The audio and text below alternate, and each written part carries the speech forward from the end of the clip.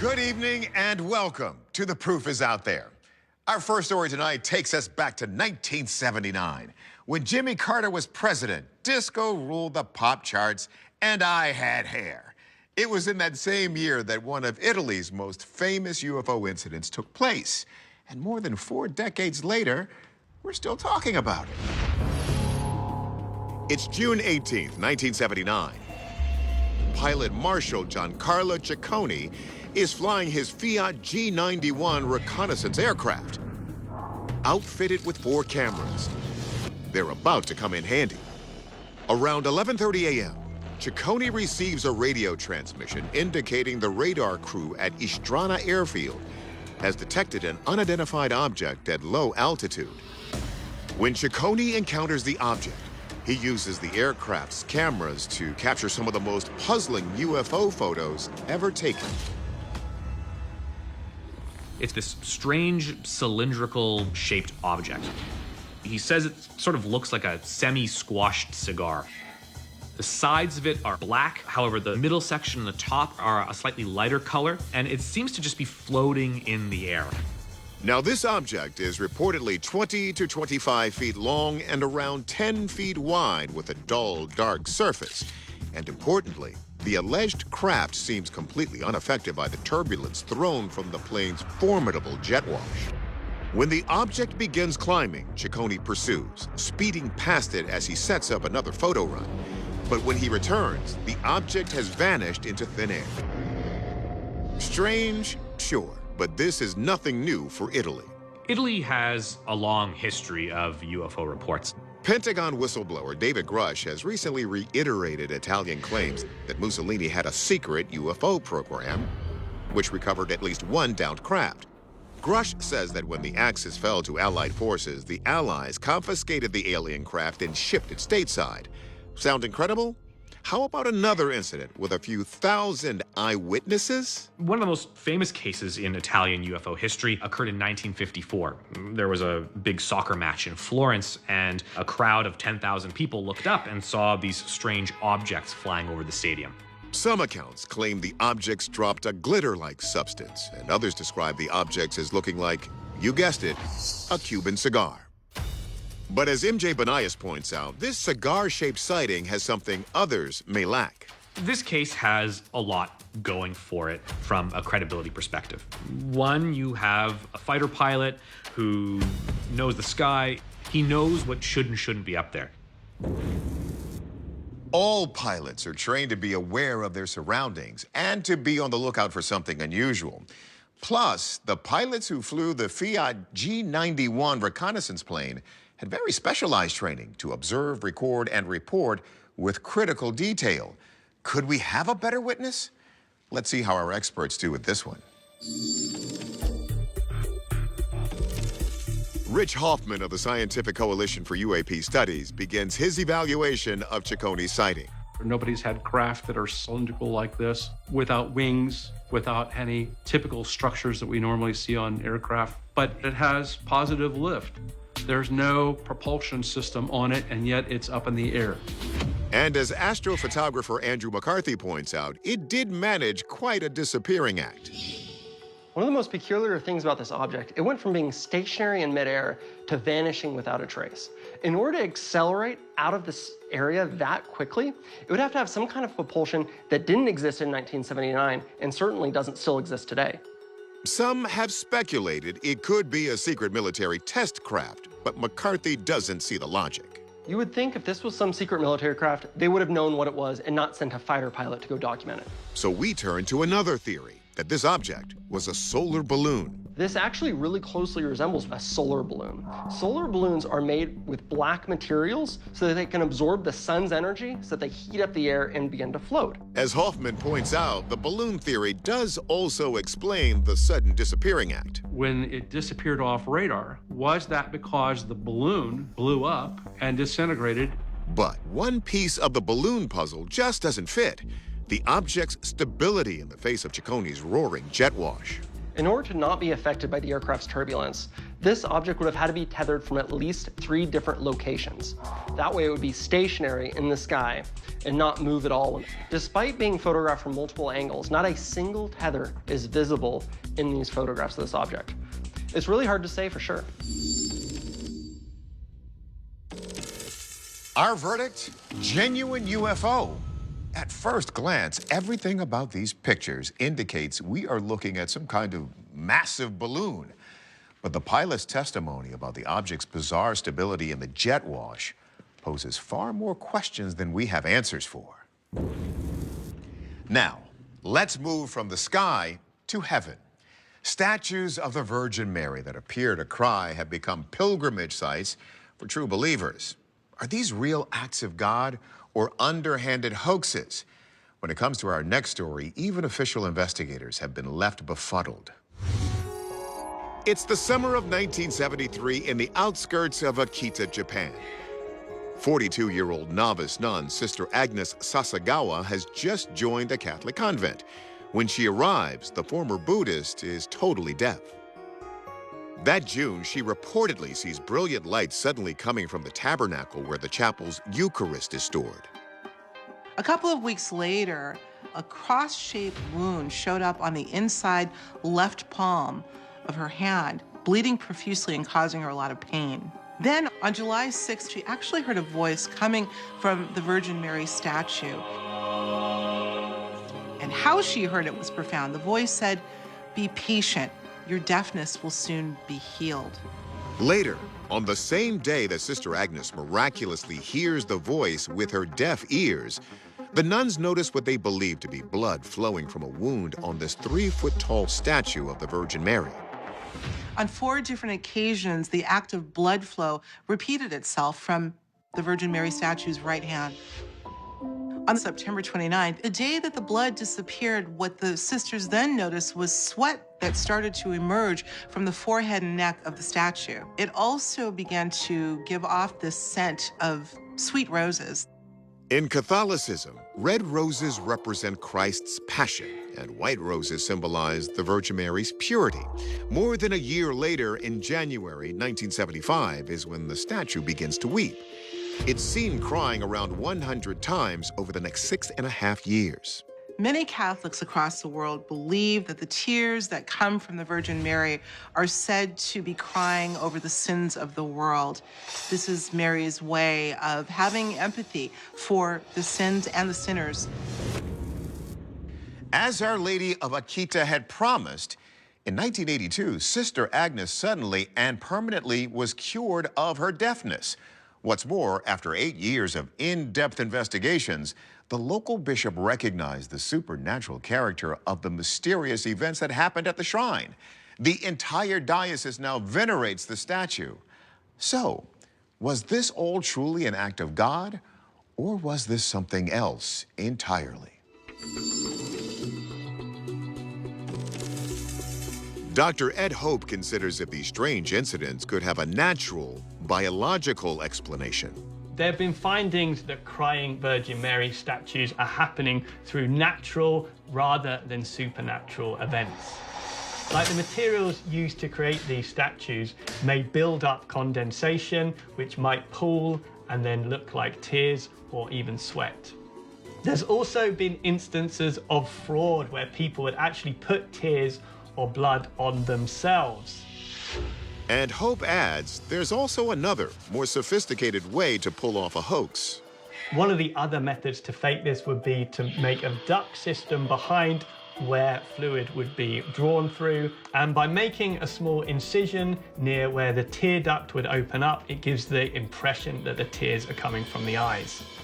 But Catholic miracle researcher Michael O'Neill says a thorough investigation of Our Lady of Akita has eliminated some of these fraudulent or accidental explanations. When investigators looked at this statue, they tried to rule out internal ductwork or a leaky pipe or somebody sneaking in with an eyedropper and dropping these tears on the statue.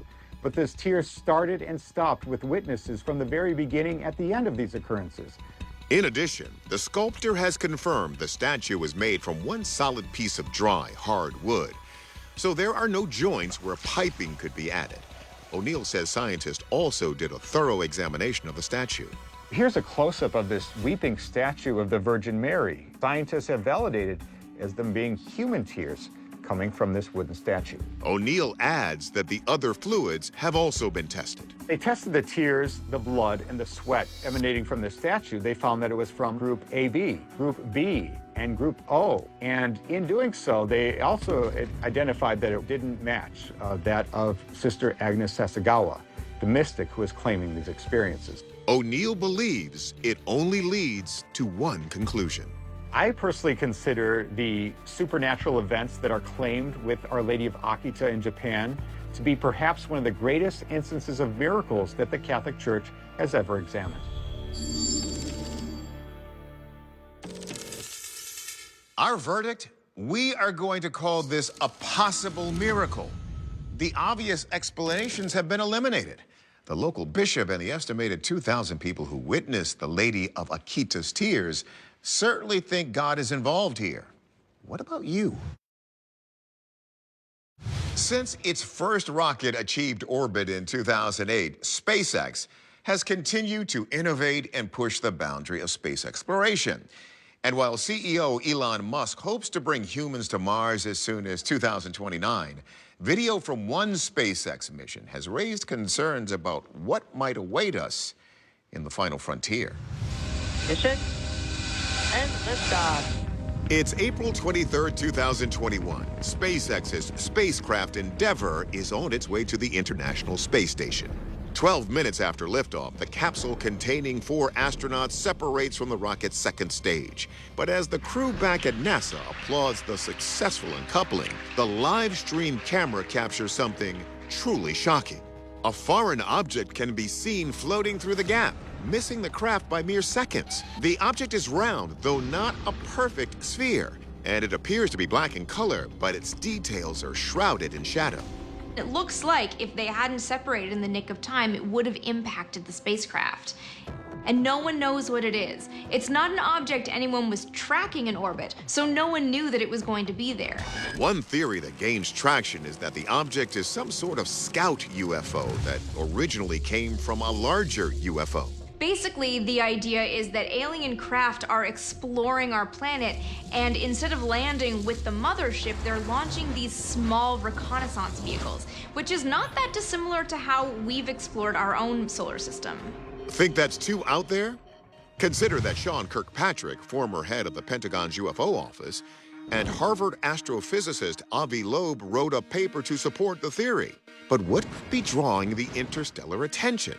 Our use of space used to be just scientific exploration, but now we've got space tourism, we've got early militarization. In fact, 2022 saw a record 180 rocket launches. Some might wonder whether extraterrestrials are getting concerned that we're starting to really encroach on their territory. SpaceX is reportedly involved in over half of all near misses in space. Many involve SpaceX's Starlink project, an unmanned satellite internet network. But a near miss with a spacecraft carrying 4 astronauts? Now we're talking about human lives. So is something targeting our spacecraft? Our experts are on a collision course with the truth. Before we embrace an exotic theory like alien space probes, we first asked Tim McMillan if this could be a hostile act from a rival human military. As sci-fi as it sounds, he says multiple countries have considered placing weapons in space. In the late 1970s, the Soviet Union did experiment with something called the Almaz, which was putting a 23mm cannon on one of their satellite systems to give it an offensive capability. And in the 1980s, as part of President Reagan's Star Wars initiative, was a classified program called Brilliant Pebbles. The idea behind it was to place various missile systems in orbit as a defensive and offensive capability. But McMillan doesn't think this foreign object is from a foreign power.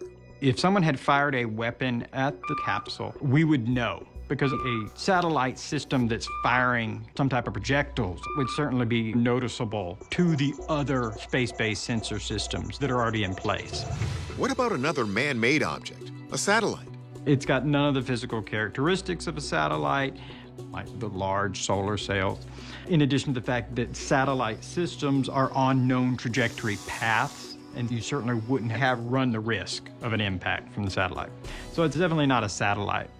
Taking into consideration this object's organic shape, we ask astronomer Mark D'Antonio if it could be a meteor. This might actually be about the right size for a meteor. The only problem is that meteors hit the Earth at thousands and thousands of miles per hour. And this thing is just lazily floating through the view. So that wouldn't be the case. Then could it simply be space junk? Scientists estimate orbiting the Earth are about 13,000 pieces of debris bigger than a softball, 100,000 bigger than a penny, and tens of millions of pieces even smaller than that. Space is cluttered. There could come a time when it will be very dangerous for us to try and leave our planet. But in this particular case, probably not space junk. And the reason comes down to the fact that you can see it passing in front of this, which is part of the rocket itself. Phew! That means this is a small, tiny object that got loose, probably from the inside of the rocket during the staging process, where this stage moves away from this stage. And McMillan says this would explain the radar omission. That's one reason that you wouldn't have picked it up as any type of space junk, is because it actually traveled with the rocket into space.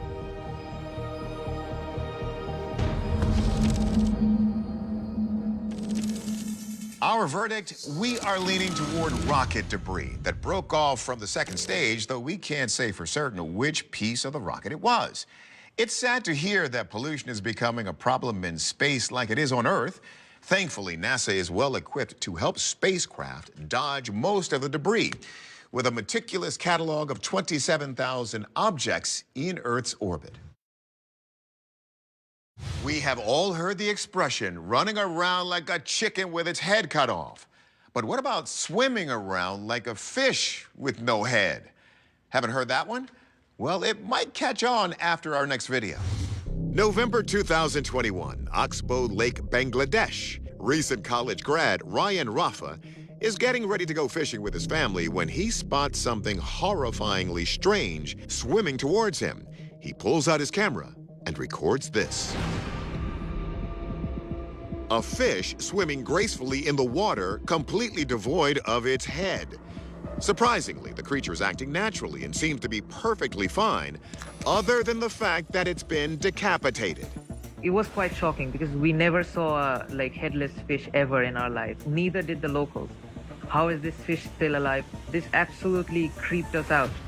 Field researcher Cliff Barrickman takes a look at this baffling footage that's been viewed over 3 million times on social media. So people would automatically wonder, is this some sort of strange mutant fish that can live without its head? There are a lot of different fish in the world, and a lot of these species of fish can do some pretty amazing things.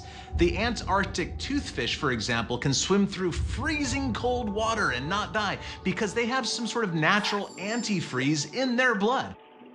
And the black swallower can actually swallow prey 10 times their size. So could this be some kind of amazing undead fish that can function without a head? Chickens, cockroaches, snakes, and even turtles have all been documented to live moments past decapitation. Well, as crazy as it sounds, Barrickman says the idea that we are looking at some type of zombie fish has gained significant popularity online. Zombies have just really infiltrated our culture in a lot of ways. Anything that lives beyond its seeming death, of course, nowadays we would say, oh, that's very zombie-like. According to Barrickman, the fantastical concept that a zombie could be created by a virus that reanimates dead flesh has some roots in reality. He points to one specific zombie-inducing parasite that starts its possession cycle in the water. Euoplorchus californiensis is a saltwater parasite that lives in marshes. It finds a fish and it goes into the brain and then changes its behavior to make it swim more erratically. The fish, which is now under the physical control of the parasite, makes these erratic movements in the hope that it will attract a hungry bird and be swallowed up, a necessary step for the parasite to spread. And now the parasite is living inside the bird. The bird will eventually poop, and the poop will be eaten by snails, a new host in which to breed. The snail's offspring finds another fish, and that is how these animals live. On a previous episode, we took a look at a fish's severed head that was still actively biting long after it was separated from its body. Could we be looking at a similar phenomenon, but in reverse? Let's see what's swimming around in our experts' heads.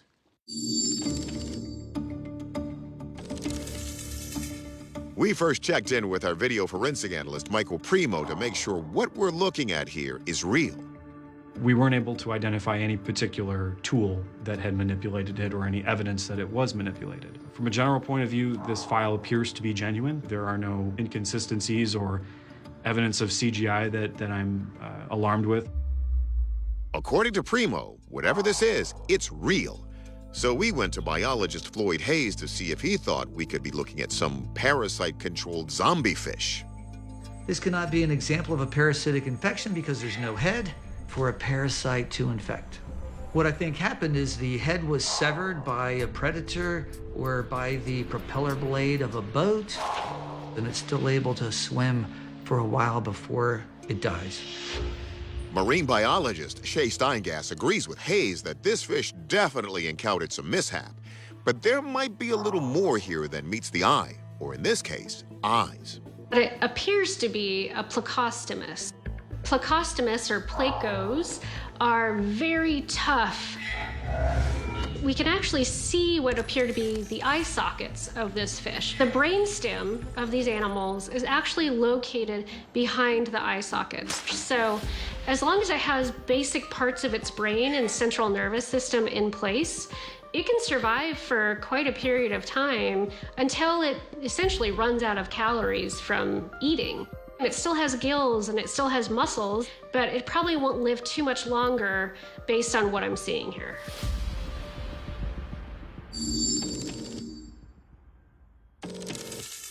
Our verdict, natural phenomenon, although a rather macabre one.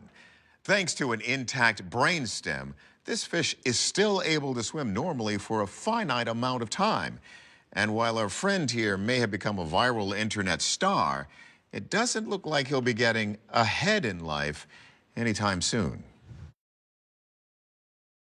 In July of 2023, a former military officer testified to Congress that the U.S. has long had a secret UFO crash retrieval program. If true, it means that aliens exist and that at least one country's military has access to their technology. Is there an alien tech arms race going on right now? Some people think this next video could be proof. June 12, 2015, Quade Mott from Greenwood, Indiana, is taking a leisurely afternoon bike ride. But when he looks up at the overcast sky, what he sees shocks him. Emerging from the clouds is a strange beam of light that seems to shift erratically. Let's take a closer look. The beam doesn't seem to emanate from the ground. Instead, it seems to be coming from the sky.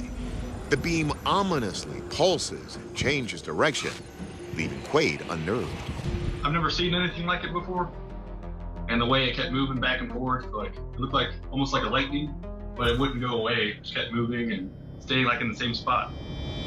After seeing the footage, author Jason Martell says one theory is that it's some kind of advanced government tech. Some people think what we're seeing here is some type of perhaps a directed energy weapon. Directed energy weapons are usually some type of a high-powered system that allows for sets of energy to be focused on their target, completely destroying the target that it focuses its energy on. There are three main types of directed energy weapon systems: laser-based, which date back to the 1960s, radio frequencies such as high-powered microwaves, and particle beams, which are still in development. What they all have in common is an ability to attack with nothing but energy. However, others have speculated that what we're seeing is actually extraterrestrials attempting to communicate with us using the pulses of the light beam as a sort of interstellar Morse code. An author from NASA by the name of Douglas Vakoch theorized that our first encounter with some type of an extraterrestrial civilization would be utilizing some type of a messaging system. Even Albert Einstein suggested that light rays might be used as some easily controllable method to communicate with some type of a non-human or extraterrestrial intelligence. These aren't the first strange energy pulses to have been recorded emerging from cloud cover. Check out this 2011 video from Singapore. Watch these pulses here. Are they random and erratic, or is it proof of something intentional? Is this some new, terrifying military tech, or a signal from above? Let's see what signals our experts send us. First, astronomer and VFX artist Mark D'Antonio investigates the theory that we're looking at a powerful directed energy weapon. A directed energy weapon shoots a beam of particles in one direction. They won't necessarily make a beam like you see here. This is because the pulses created by directed energy weapons, like radio frequency systems, use non-visible types of energy, such as microwaves. You'd see a source and then a result down at the bottom. You may not see anything in between of a directed energy weapon. So this doesn't have the characteristics of one of those directed weapons. Some speculate that this could be a searchlight, like the high-powered spotlights found on police helicopters. But D'Antonio isn't so sure. Where would the source of the searchlight be? It'd be here, in the middle of a thundercloud. If you're flying your helicopter in a thundercloud, you risk getting your license pulled, because that's a dangerous, irresponsible act. According to our meteorologist Juan Hernandez, inside that thundercloud is exactly where we need to search for answers. Anytime there is a change in the electrical charges in the storm, particles of ice that are on top of the storm are switching back and forth, causing the light being reflected to change direction as well. What we're looking at here is a crown flash. It's a meteorological optical illusion. Think of it as a meteorological disco ball. As the reflective ice moves, so does the reflected light. The reason we see wiggling back and forth is because those ice platelets that are on top of the storm are changing quite rapidly in direction. Now, if they shift one way or the other, the light beam is going to change direction. Hernandez looks at the weather in Indiana from that day and confirms the conditions were perfect to create a crown flash. It was a hot, humid day, which was perfect for thunderstorm development. Taking a look at the satellite view, we see those strong thunderstorms across southern Indiana. Now, all of these thunderstorms likely have crown flashes ongoing. It's just a matter of whether there's somebody there to see them or not. Our verdict? Gotta go with crown flash. No enemy military tech or alien overtures, just nature putting on an incredible show. But keep your eye on the skies. If we do get a pulsing instant message from another galaxy, we don't want to miss it. Some people like to listen to the sounds of nature in order to calm down and relax. But I'm pretty confident the forest sounds in our next story will have quite the opposite effect. It's September 2018 in the Great Smoky Mountains. A bird enthusiast is making his way along the trail when he suddenly hears this.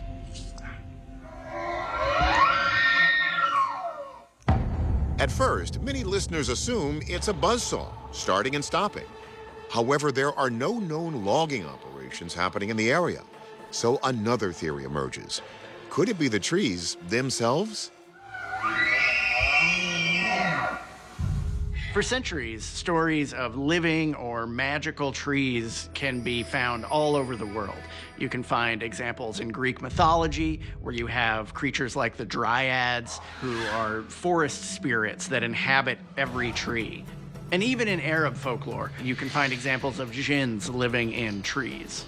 Recent scientific discoveries have revealed that these legends of vocalizing trees may have some actual roots in reality.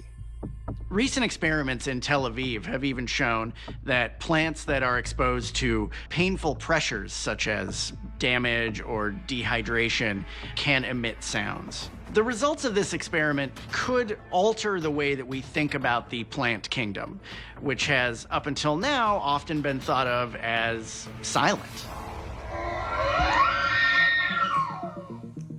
In the Smoky Mountains, hemlock trees are under attack from an invasive pest, the hemlock woolly adelgid. Some suggest that perhaps out of desperation, these plants are attempting to create sounds for human attention. Is it possible that this area is trying to communicate and say, help?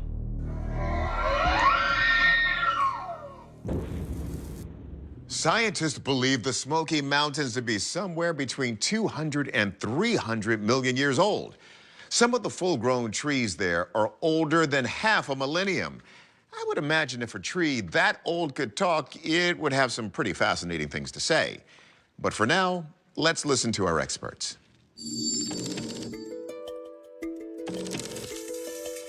NASA geologist Bob Anderson confirms that the hemlock trees in the Smoky Mountains may actually be screaming for help.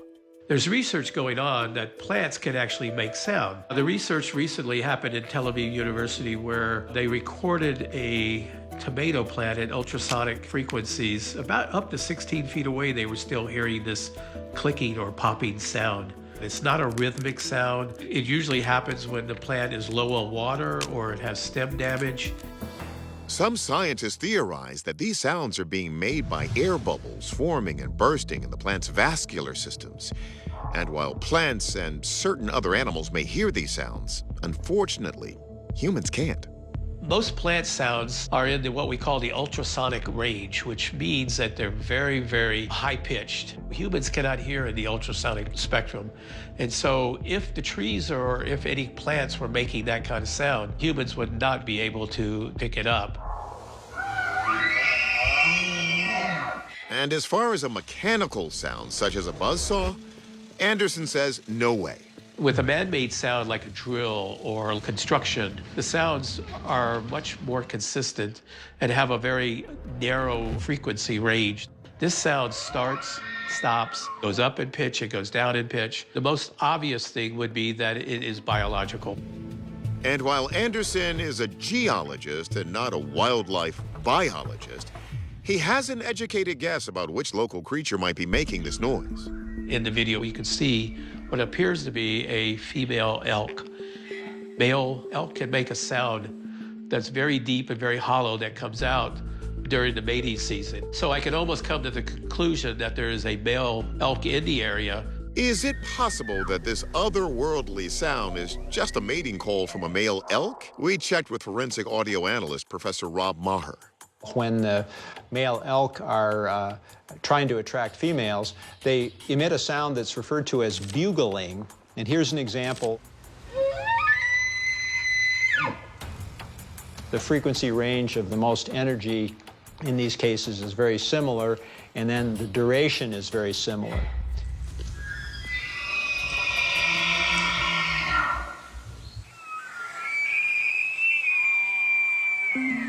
And that leads me to the conclusion the unknown sound that we're hearing is actually a bull elk bugling, making this sound that they would make to attract the females in that season.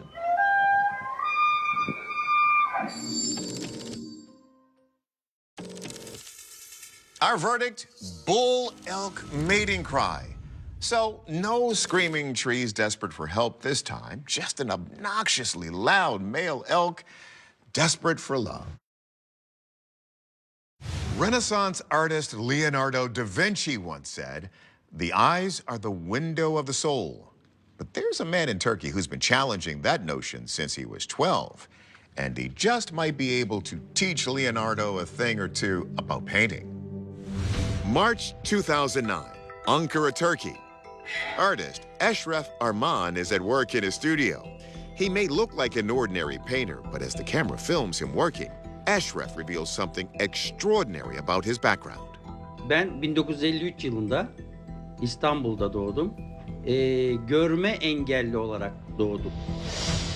Astonishingly, Eshreff's work, which he's shown painting with his fingers on camera, seems to display an advanced understanding of depth and perspective using shading. He also uses an impressive array of vibrant colors as seen in these landscapes and still lifes. Tüm dünya, evrendeki bütün canlılar gözsüz olsaydı, göz diye bir olay olmasaydı, ben görmeden resim yapma tekniğini buldum. Eshreff's many wondrous works of art raise the question, how can someone who was born without sight draw and paint objects they've never seen? Journalist Aaron McCarthy says it has long been established that blind people can compensate for their lack of sight with enhanced hearing, smell, taste, or touch. One example of sensory compensation is when blind individuals master the skill of echolocation. There's a blind man named Brian Bushaway who uses echolocation. He will make these clicking noises and then use the sound bouncing back to orient himself within space. Echolocation is used by animals like dolphins and bats, so the fact that a human can do this too is pretty cool. Another theory, could the theoretical third eye, also known as the mind's eye, be at play here? The third eye is the sixth chakra, and it is said to be in the middle of the brow or forehead. In some Eastern religions like Buddhism and Hinduism, chakras are thought to be focal points for different types of energy throughout the body.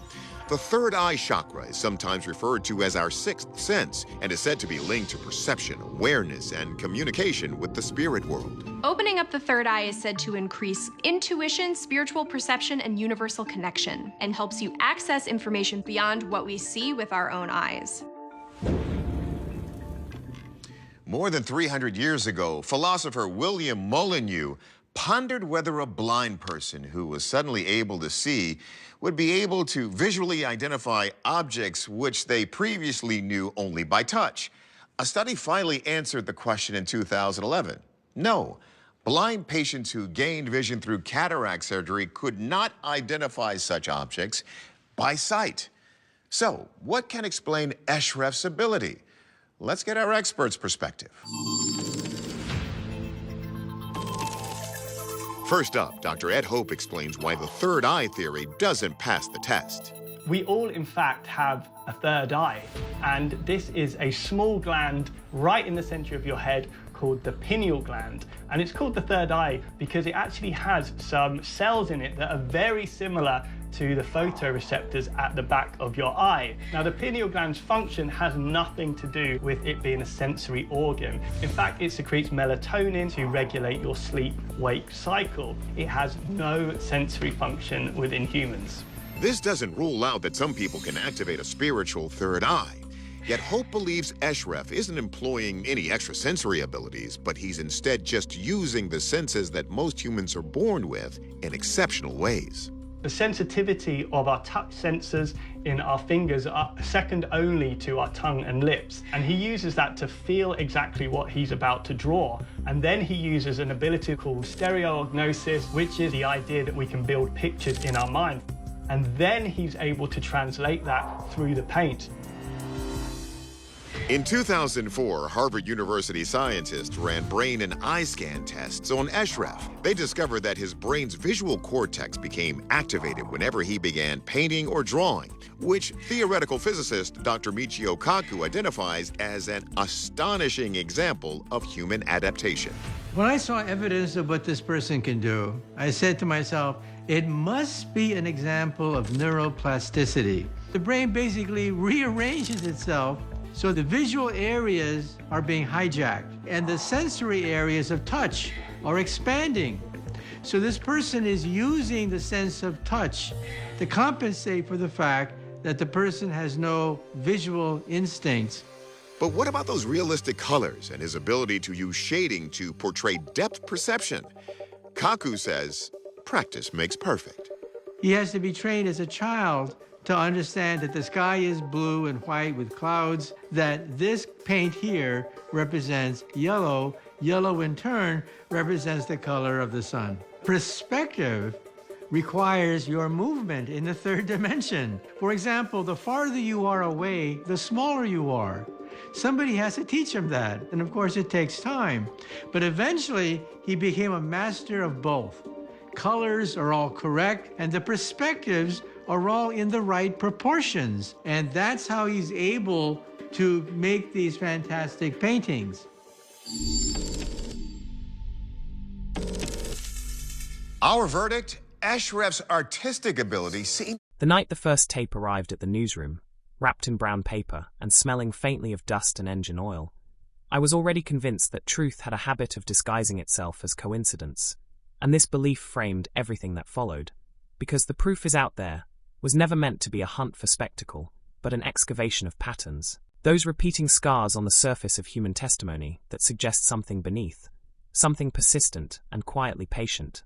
And so when I slid the cassette into the aging deck and watched the jittery image of a pale light hovering above a cornfield in Iowa, flickering like a nervous thought refusing to settle, I did not think of aliens or hoaxes or the 1,000 late-night radio shows that fed on such imagery.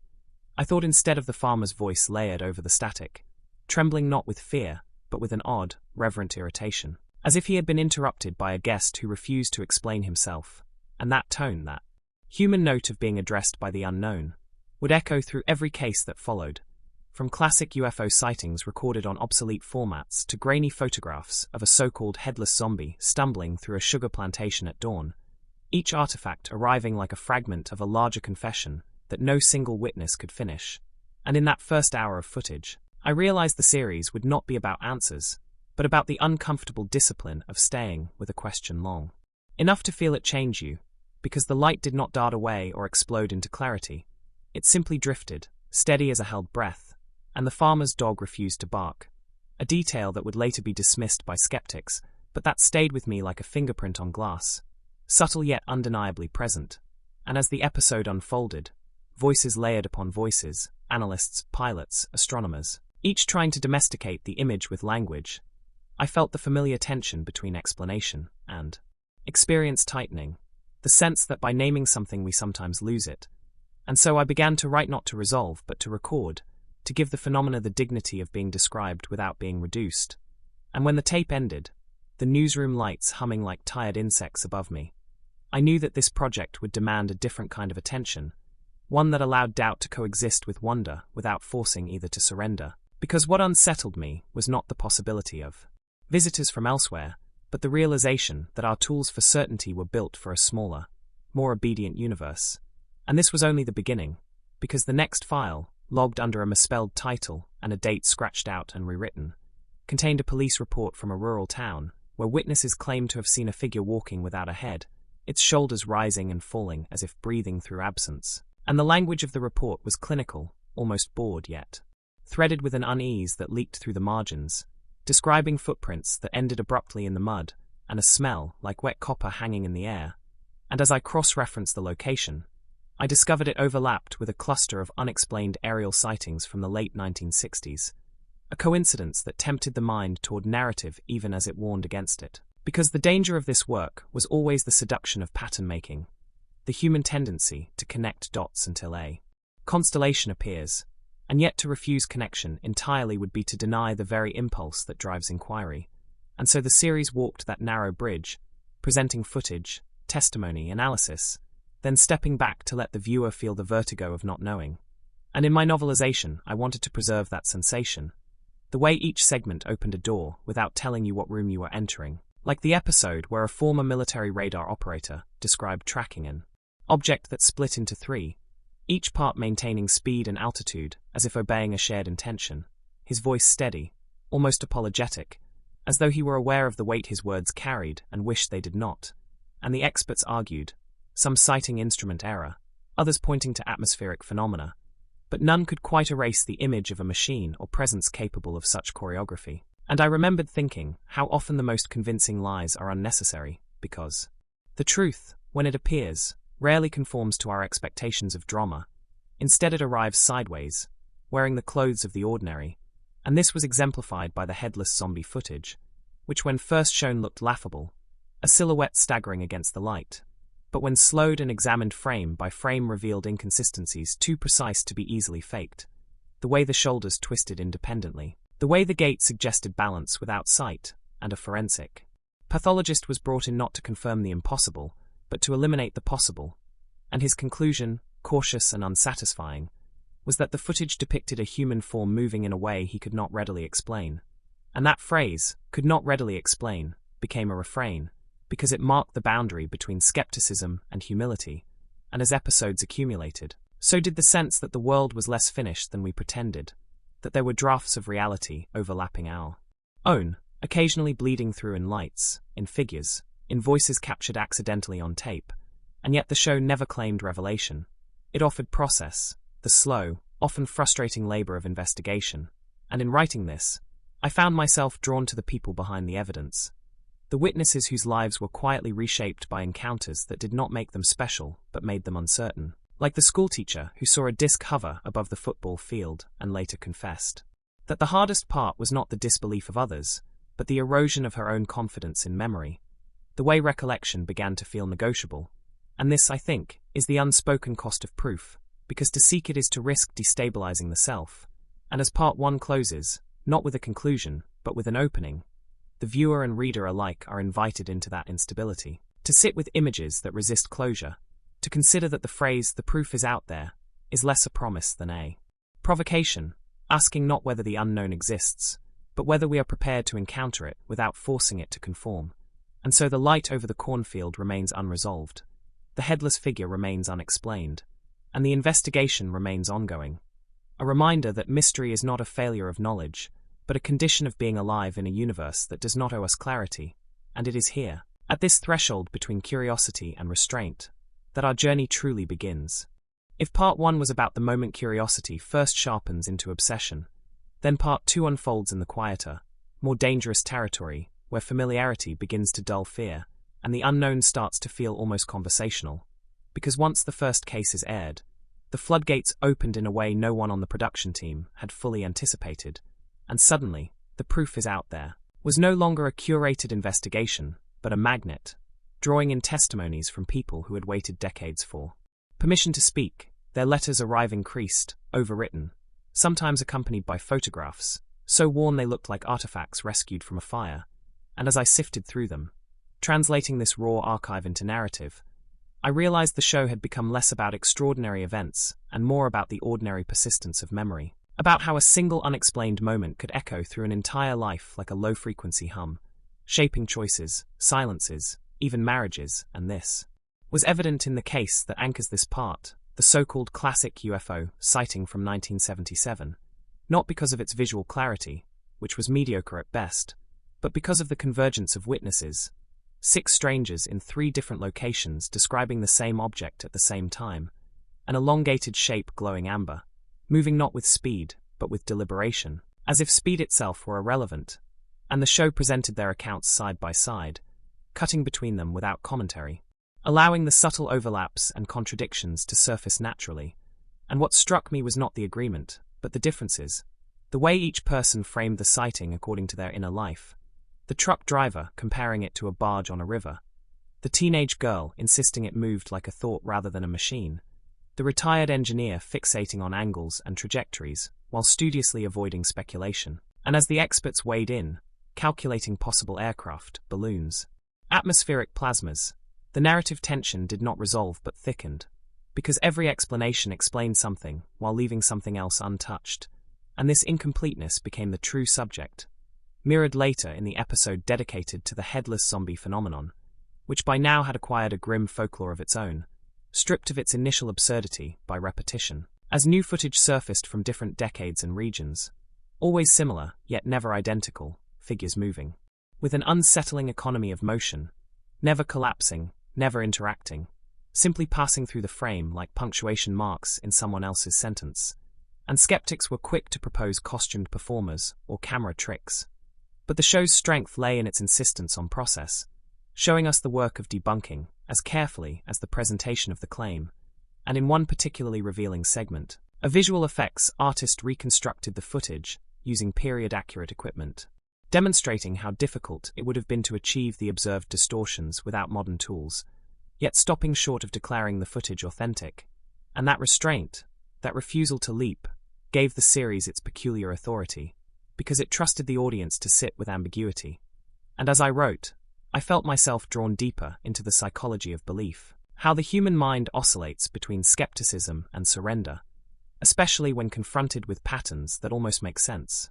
like the recurring proximity of UFO sightings to reports of strange humanoid figures, a correlation that the show treated with caution, acknowledging the temptation of narrative while warning against its excesses, and yet the cases kept aligning in ways that resisted dismissal, such as the archived audio from a ham radio operator who intercepted a signal during a mass sighting event. A signal composed not of language, but of rhythmic pulses that did not match any known transmission protocol, and, when analyzed decades later, revealed a structure too regular to be random, yet too simple to encode conventional information, prompting one expert to suggest it functioned less as a message and more as a marker, a presence announcing itself without explanation. And that idea resonated deeply with the headless zombie imagery, figures that did not chase, threaten, or communicate. They merely existed within our visual field, challenging the assumption that phenomena must be purposeful in human terms, and this reframing shifted the emotional tone of the series, from fear toward unease, from sensationalism toward contemplation. And in this part, the narrative slows, dwelling on the cost of unresolved encounters, like the Vietnam veteran who described seeing a hovering object during a night patrol, an experience he dismissed at the time as stress-induced hallucination, only to encounter nearly identical footage decades later on the show, triggering a crisis not of belief but of self-trust, because if that moment had been real, what else had he miscategorized? And the show handled his testimony with notable care, avoiding psychological reductionism while acknowledging trauma's complex interplay with perception, and this balance extended to the treatment of the headless zombie cases, where anthropologists were invited not to validate the sightings, but to contextualize them within cultural frameworks of death, liminality, and the body, suggesting that such imagery might emerge at the intersection of fear and expectation. And yet even this explanation felt partial, because it did not account for the physical traces occasionally reported, the footprints, the disturbed foliage, the measurable absence where something had been. And as part 2 unfolds, these absences accumulate, forming a negative space that becomes as compelling as any visual evidence. And I found myself writing less about what was seen, and more about what was missing, the gaps in footage, the lost originals, the witnesses who refused to be named, the official records that ended abruptly or contradicted themselves, and in one striking sequence, the show juxtaposed a declassified memo acknowledging unidentified aerial phenomena with a local police log dismissing a related sighting as no incident. The dissonance between acknowledgement and denial speaking volumes about institutional discomfort with uncertainty, and this tension between the personal and the official, the lived and the recorded, gives part 2 its emotional core, because the proof, if it exists, is fragmented across these layers, never coalescing into a single object, but flickering between perspectives. And as a novelist, my task was to honor that fragmentation without smoothing it into false coherence, to let the reader feel the same oscillation the show cultivates, the pull toward belief checked by the weight of doubt. And by the end of this part, as the montage of lights, figures, documents, and faces fades, not into resolution, but into a pause, the question is no longer whether UFOs or headless zombies are real, but whether reality itself is more provisional than we are comfortable admitting, whether our categories are tools or cages, and this quiet destabilization, this sense of standing on intellectual soft ground, is what makes the series linger long after the screen goes dark. And it is here, in this unsettled space, that the investigation deepens, preparing us for encounters not just with the unknown, but with the limits of our own frameworks for understanding it. By the time the investigation reached what would later be labeled its third phase, the tone of the proof is out there had subtly but irrevocably shifted, because repetition does something strange to the human mind. What once startled now unsettles, what once shocked now insinuates itself into routine. And this was the stage where the unknown stopped behaving like an intruder, and began acting more like a neighbor, whose habits you never quite understand, but whose presence you can no longer ignore. And part 3 emerges from that psychological terrain, where familiarity breeds neither comfort nor dismissal, only a deeper, more intimate unease, and the cases presented here reflect that transition, beginning with a sequence of so-called everyday UFOs, sightings stripped of drama, recorded not during moments of heightened emotion, but during errands, commutes, casual conversations, moments when the mind was elsewhere, which paradoxically made them harder to dismiss, because there was no obvious emotional spike to blame, no adrenaline to distort perception, and the episode opens with dashboard camera footage from a suburban street, a school bus idling, children's voices faintly audible, when a dark oval shape drifts silently overhead, barely acknowledged by those below, the driver pointing it out with mild irritation rather than fear, complaining about being late rather than being frightened. And this ordinariness becomes the most disturbing element of all, because it suggests integration rather than invasion, the unknown slipping into the margins of daily life without demanding recognition. And as analysts break down the footage, ruling out drones, birds, and optical artifacts, the conversation circles without landing, creating a vacuum where certainty should be. And it is within that vacuum that the show introduces a thematic pivot, asking not what these objects are, but how long they have been there unnoticed. And this question echoes forward into the parallel thread of Part 3, the re-examination of the headless zombie phenomenon through archival silence rather than visual evidence.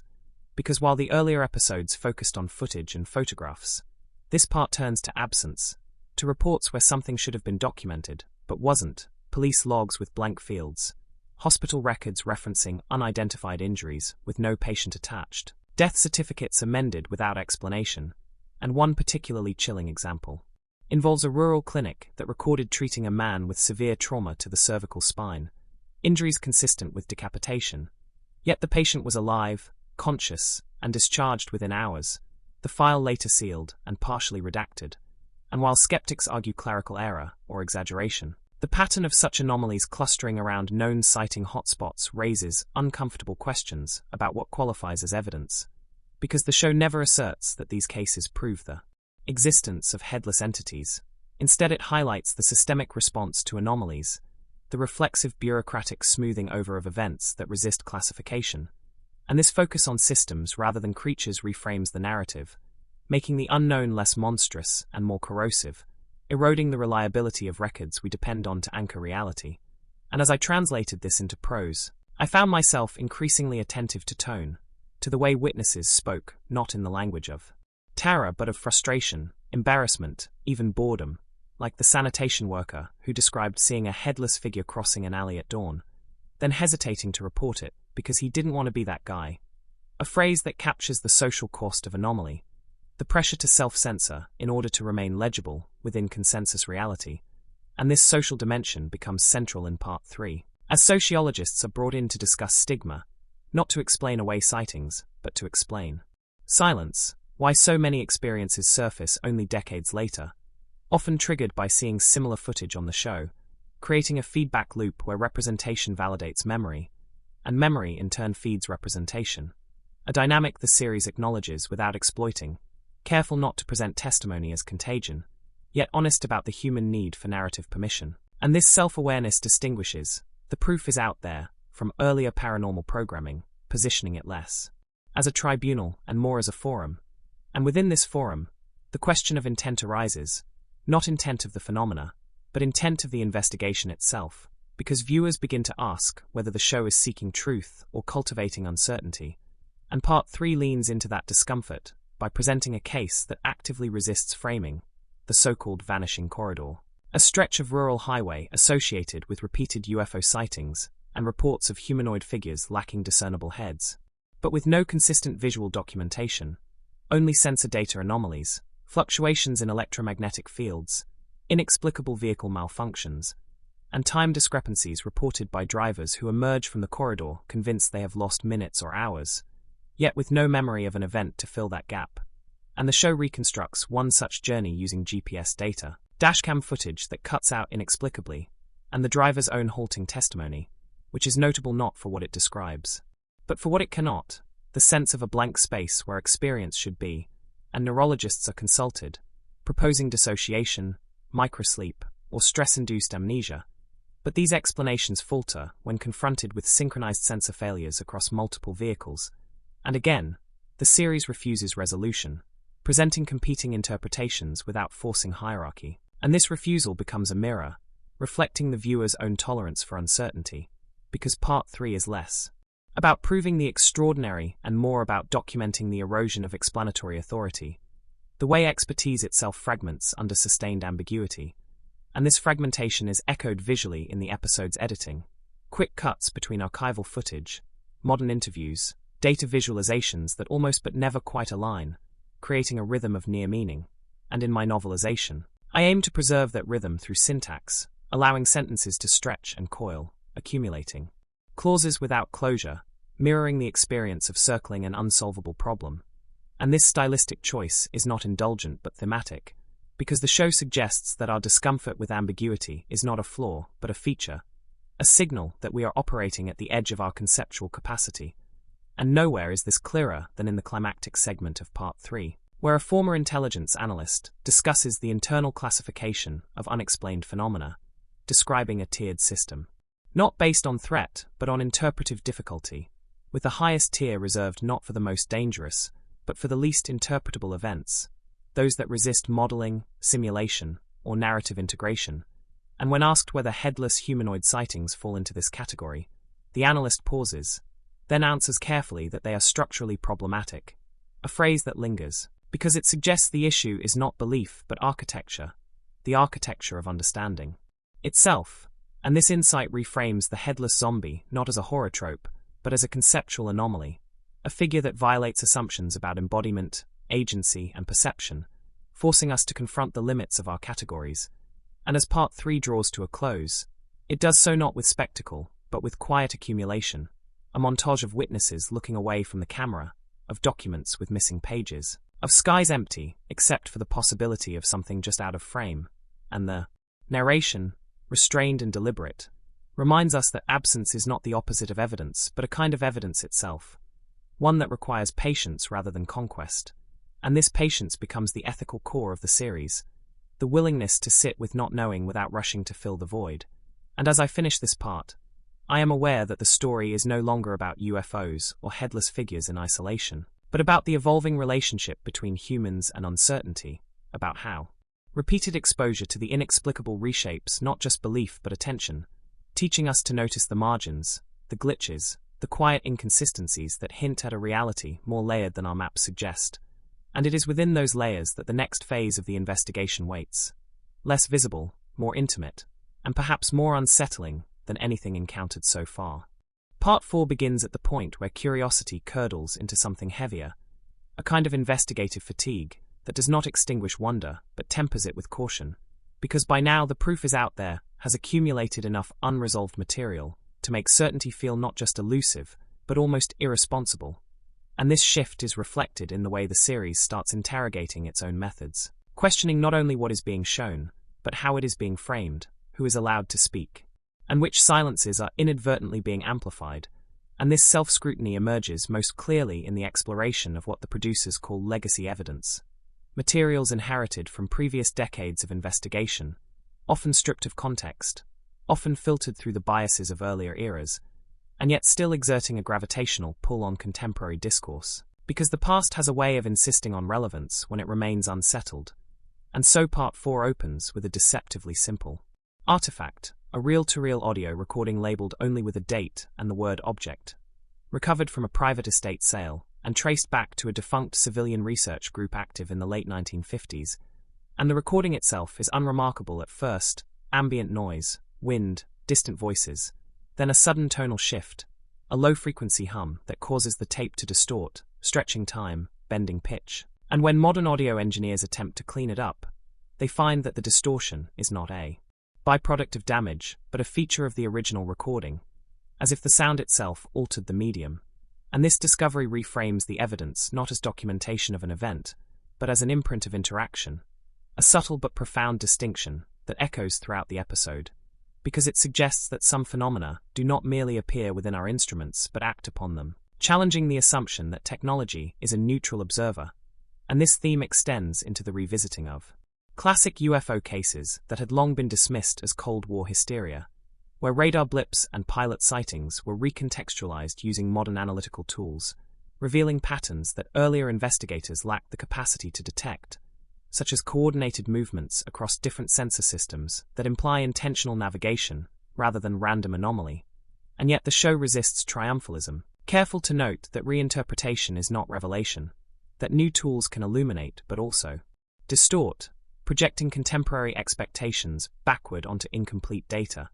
And this tension becomes a narrative engine in Part 4, driving a deeper examination of how knowledge evolves without ever fully stabilizing. And it is within this unstable epistemology that the headless zombie phenomenon takes on a new dimension. because rather than focusing on visual sightings, the episode turns to physiological effects reported by witnesses, symptoms that linger long after the encounter. Disorientation, transient aphasia, unexplained scarring, and in one particularly unsettling case, a pattern of temporary blindness that resolves spontaneously, leaving no trace but memory, and medical experts are cautious, emphasizing psychosomatic responses, stress reactions, environmental toxins. Yet the clustering of these symptoms around specific geographic corridors complicates dismissal, especially when cross-referenced with environmental data showing electromagnetic irregularities and unexplained radiation spikes, and the show handles this convergence with deliberate restraint, avoiding the temptation to declare causality, instead presenting correlation as a question rather than an answer. And as I translate this into prose, I am struck by how the narrative emphasis shifts from spectacle to aftermath, from the moment of encounter to its residue, because the true impact of these phenomena is not confined to the instant they appear, but unfolds slowly, invisibly, within the bodies and lives of those who experience them. And this focus on aftermath humanizes the unknown, grounding it in consequences rather than conjecture. And this grounding is further reinforced by the introduction of a recurring figure in Part 4, a former emergency dispatcher who over the course of 2 decades logged dozens of anomalous calls, reports of lights, figures, missing time, calls that were often downgraded or miscategorized, yet which she archived privately, annotating them with patterns only she could see, and her testimony is not sensational but weary, marked by the frustration of being an intermediary between experience and institution. And through her, the show explores the idea that the unknown often enters systems designed to neutralize it, to convert anomaly into manageable categories, and in that conversion something essential is lost. Not necessarily truth but texture, the lived complexity of the event, and this loss becomes a quiet antagonist in Part 4, as the investigation grapples with the realization that evidence is not merely found but filtered, shaped by protocols, incentives, and fears, and this is nowhere more evident than in the segment examining classified footage released with heavy redactions, where the absence of information becomes as telling as its presence, black bars obscuring not just images but context, timelines, and outcomes. And analysts debate whether these redactions protect security or conceal uncertainty, whether they guard against threat or against embarrassment. And the show refuses to resolve this ambiguity, instead presenting classification itself as a phenomenon worthy of scrutiny, a human response to the destabilizing potential of the unexplained. And as the narrative unfolds, the headless zombie imagery resurfaces in an unexpected form, not as a physical entity, but as a metaphor employed by witnesses to describe a sense of agency without identity, encounters with something that moves, acts, occupies space, yet resists personalization. And psychologists suggest that this imagery may arise when the mind attempts to reconcile perceived agency with a lack of recognizable features, creating a cognitive placeholder that allows the experience to be remembered without being understood. And this interpretation does not debunk the sightings so much as deepen them, revealing the layered interplay between perception, memory, and narrative. And this interplay becomes the emotional core of Part 4, as the series invites viewers to consider not just what they believe, but how belief itself is constructed, revised, and sometimes eroded by exposure to persistent ambiguity. And in my writing, I mirror this erosion through accumulating clauses, circling ideas without closure, allowing the prose to reflect the investigative process rather than impose resolution upon it. Because the show's power lies in its refusal to simplify, its insistence that complexity is not a flaw but a faithful representation of reality as experienced at its edges, and this insistence culminates in a sequence that juxtaposes 3 timelines: a 1950s sighting, a 1980s police report, and a contemporary drone capture, each depicting a different manifestation of an unexplained presence in the same geographic area. And while the images differ, the responses echo across decades: confusion, denial, quiet fascination, and a lingering sense that something has brushed against the fabric of the ordinary without tearing it, leaving only a crease. And this temporal layering reinforces the series' central thesis, that the unknown is not a singular event waiting to be solved, but a recurring condition, one that adapts to context, technology, and expectation. And as Part 4 draws to a close, the narrative pauses on that crease, that subtle deformation in the everyday, suggesting that the pursuit of proof may be less about capturing the unknown and more about recognizing its imprint on our systems, our bodies, our stories, and our willingness to remain open without surrendering rigor. And it is here, in this uneasy balance between openness and discipline, that the investigation prepares to move forward, deeper into territory where the line between observer and observed grows increasingly thin. Part 5 moves with a different gravity, because by this stage of the investigation the unknown is no longer positioned at a distance, hovering in skies or flickering at the edge of archival footage, but has begun to press inward, closer to the mechanisms of observation themselves, and this inward pressure reshapes the narrative into something more introspective, almost confessional, as the proof is out there, turns its attention toward the observers, the analysts, the investigators, and the subtle psychological toll exacted by prolonged exposure to irresolution. And this shift is neither abrupt nor announced. It unfolds gradually through tone, through hesitation in voices that once sounded confident, through moments where experts pause longer than expected before answering, as if weighing not just facts but consequences, and the opening sequence of this part exemplifies that change. Beginning with a familiar montage of UFO sightings, lights against night skies, erratic movements, traced with digital overlays, but then cutting unexpectedly to behind-the-scenes footage, analysts rewatching the same clips for the 100th time, arguing over marginal details, fatigue visible in their posture, and this meta-perspective reframes the entire endeavor, suggesting that the act of investigation is itself a variable, one that can influence outcomes, interpretations, even memory. And this realization becomes central as the series introduces a phenomenon referred to internally as observer drift, a gradual shift in perception reported by individuals who have spent years cataloging unexplained events, not toward belief or disbelief, but toward a heightened sensitivity to anomaly,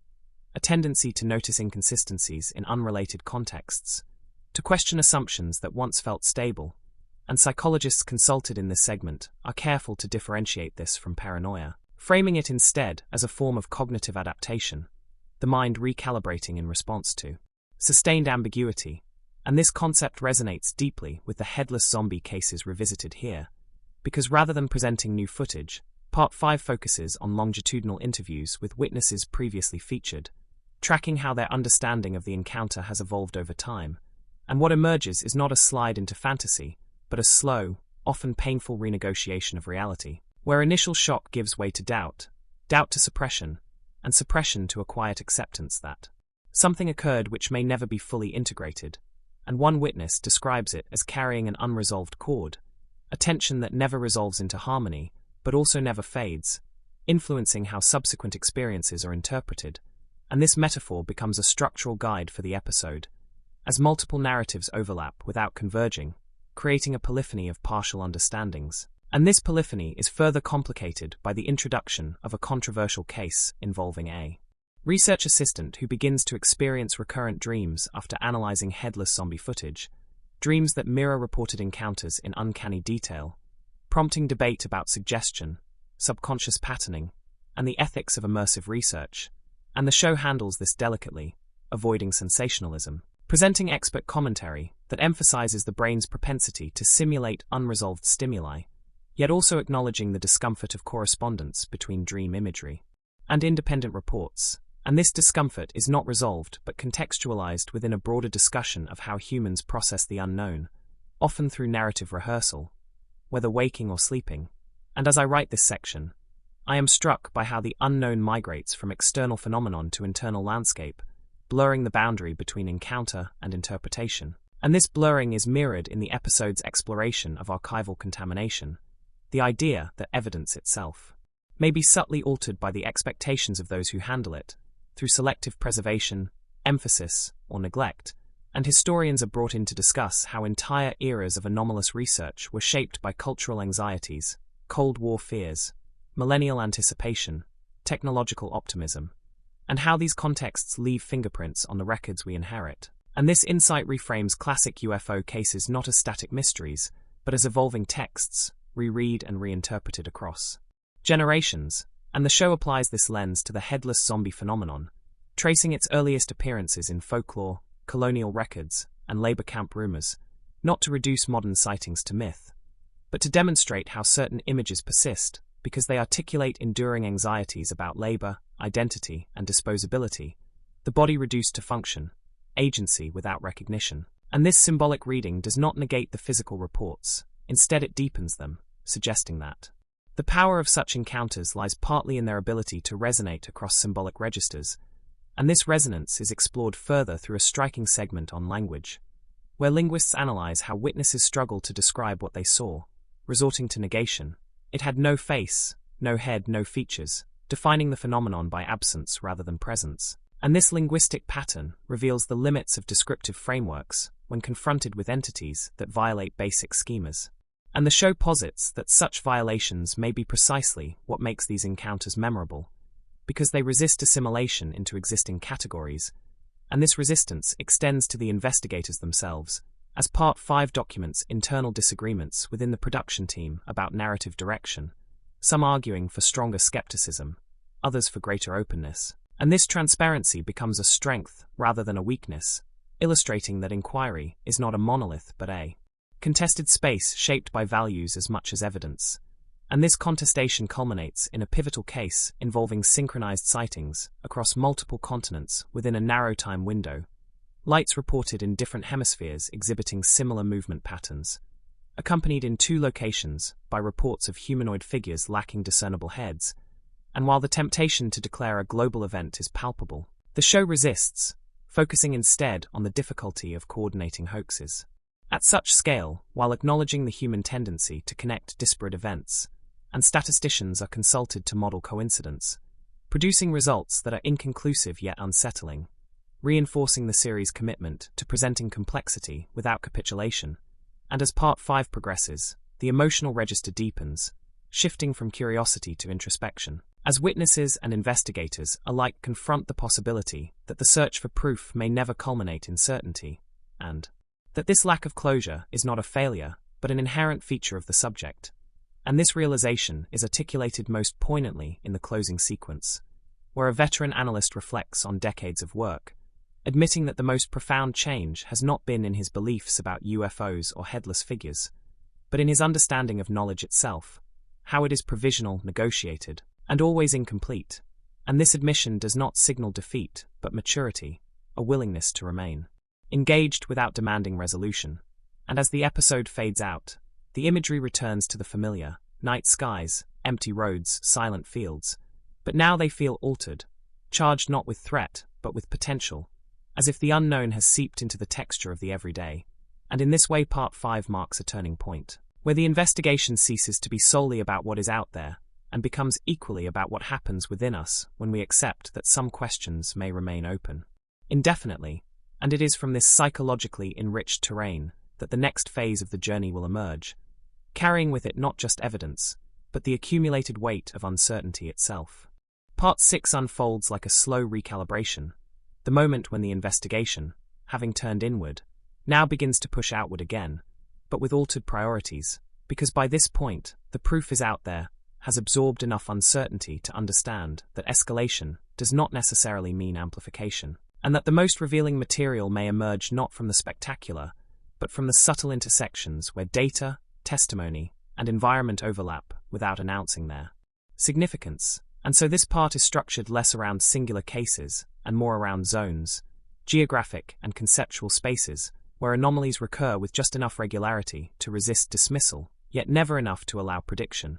And the narrative opens in one such zone, a sparsely populated region where classic UFO sightings stretch back nearly a century, documented first as mysterious airships, later as disks, then lights, then shapes that resist naming altogether. And what distinguishes this area is not the frequency of reports, but their consistency of description across technological eras, suggesting that while our recording devices evolve, the underlying stimulus remains stubbornly similar. And the show approaches this cautiously, mapping reports across decades, overlaying them with environmental data, geological features, and human activity, revealing correlations that are intriguing without being determinative: fault lines, mineral deposits, low population density, all factors known to influence both perception and instrumentation, yet none sufficient on their own to explain the totality of reports. And this careful layering exemplifies the series' matured methodology, one that privileges convergence over conclusion. And as I write this section, I am struck by how the unknown now appears less as an external visitor and more as a recurring interaction between place and perception, a dialogue rather than an intrusion. and this reframing carries into the treatment of the headless zombie phenomenon in Part 6, which shifts focus from isolated sightings to clusters of reports tied to specific labor histories, plantations, mines, construction zones, places defined by repetitive human motion and erasure of individuality, and anthropologists and historians collaborate here, not to mythologize but to contextualize, tracing how stories of headless figures often emerge in environments where bodies are reduced to function, where identity is subsumed by role, and while this analysis risks symbolic overreach, the show counters by grounding it in contemporary reports that include physical traces, disturbed soil, damaged equipment, unexplained power outages, details that resist purely metaphorical interpretation. And this tension between symbolic resonance and material residue becomes a central thread, because it mirrors the broader challenge of the series, how to honor meaning without sacrificing rigor. And as the episode progresses, it introduces a controversial but carefully framed concept, environmental mediation, the idea that certain locations may amplify or distort perception due to electromagnetic, geological, or atmospheric conditions, not creating phenomena ex nihilo, but shaping how they are experienced and recorded. And this concept is tested through field experiments, sensors deployed in hotspot areas, controlled observations conducted over months, yielding data that is frustratingly ambiguous. Anomalies appear, then vanish, patterns hint at structure, then dissolve, and yet the persistence of these irregularities across independent measurements suggests something more than noise, and the show resists the urge to declare discovery, instead emphasizing process, the slow accumulation of partial insights. And this patience is rewarded not with answers, but with nuance, as investigators begin to articulate more precise questions, not, what is it, but under what conditions does it appear? And how does our presence alter what we observe?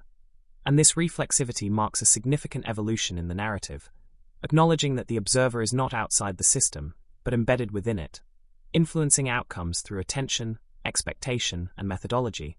And this acknowledgement is made explicit in a segment where researchers compare data collected with overt observation versus passive monitoring, noting subtle differences that cannot be easily explained by chance, suggesting that awareness itself may be a variable, a possibility the show treats with caution, careful not to anthropomorphize phenomena or attribute intent, yet unwilling to ignore the implications.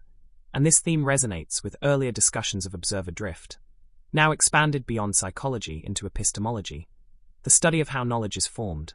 And as the episode deepens, it revisits a classic UFO case previously thought exhausted, reanalyzing it not for what was seen, but for how it was seen, examining witness positioning, angles, lighting conditions, social dynamics, revealing that while the object remains unidentified, the experience itself was shaped by collective attention, the way a group's focus can synchronize perception, amplifying certain features while suppressing others. And this insight complicates simplistic notions of mass hysteria, suggesting instead a spectrum of shared attention that can produce coherent, yet incomplete accounts.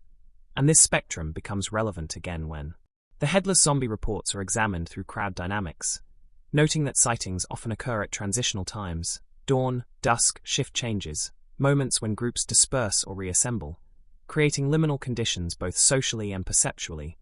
And this liminality becomes a key motif in Part 6, the idea that anomalies thrive at thresholds between day and night, work and rest, certainty and doubt. And the show weaves this motif through visual and narrative elements, lingering shots of empty spaces just before use, roads at twilight, fields between harvest and planting, emphasizing that the unknown may not belong to a separate realm, but to the seams of our own.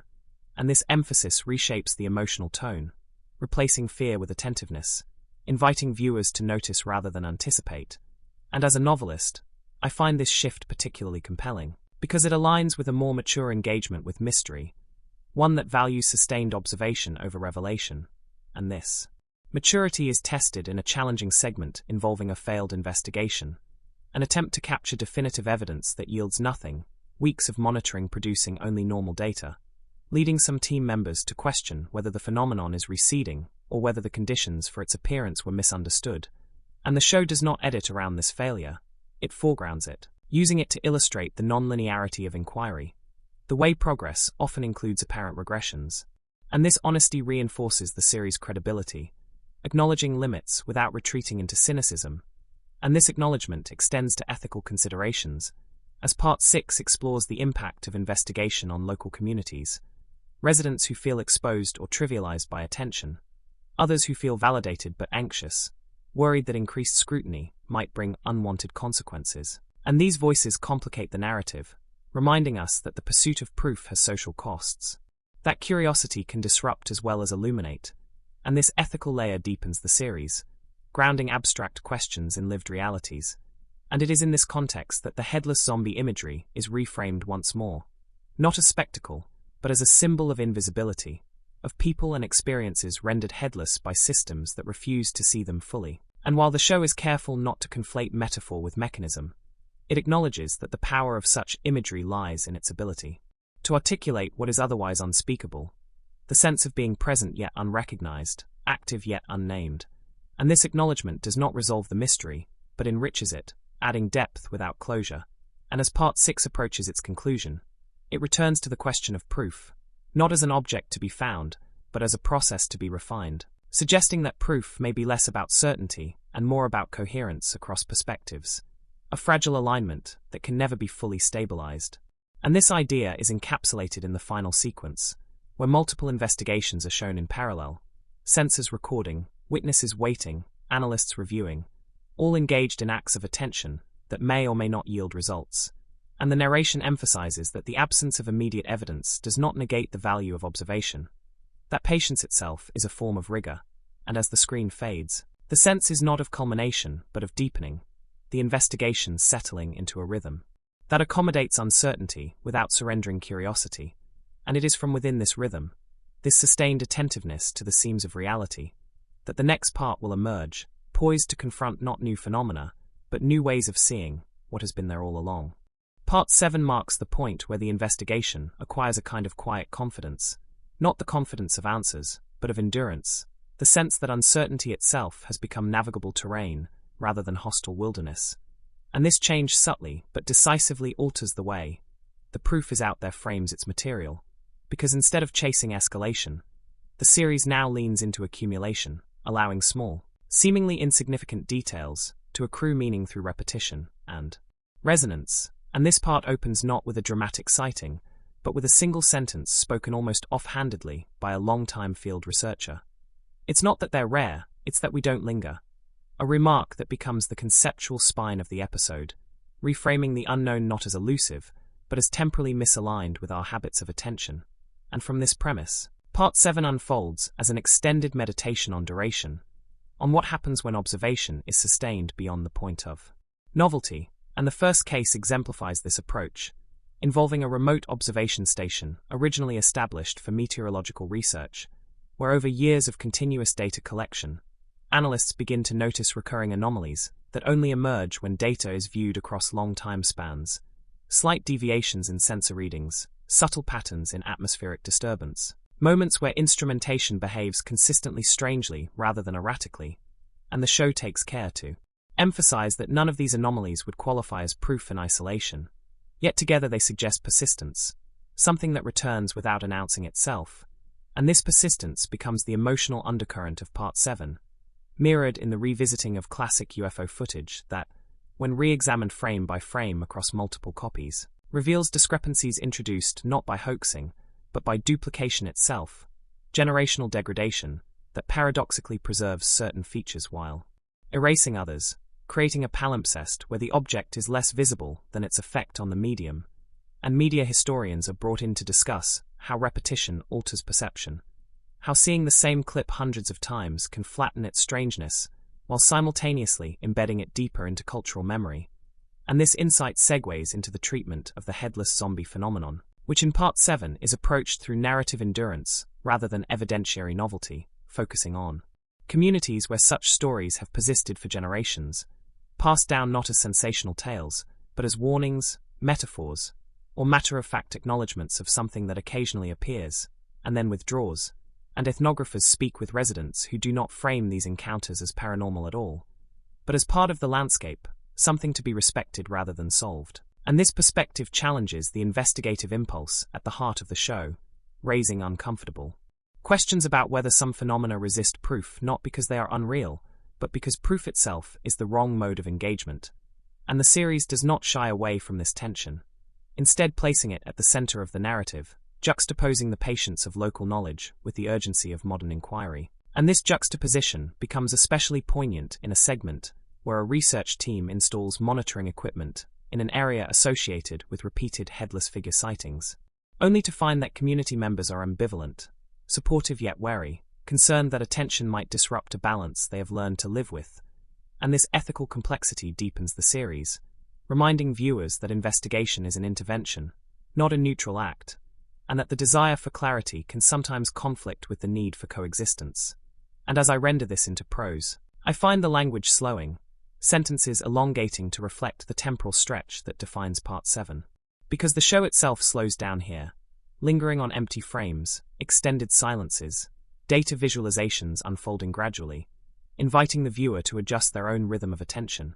And this adjustment pays off in subtle ways, such as the discovery that certain UFO sightings correlate not with dramatic atmospheric events, but with mundane transitions, shifts in temperature gradients, minor changes in wind direction, thresholds that pass unnoticed, yet create conditions for brief visibility. And meteorologists explain how such liminal states can produce optical effects, while physicists caution that not all such effects are fully understood.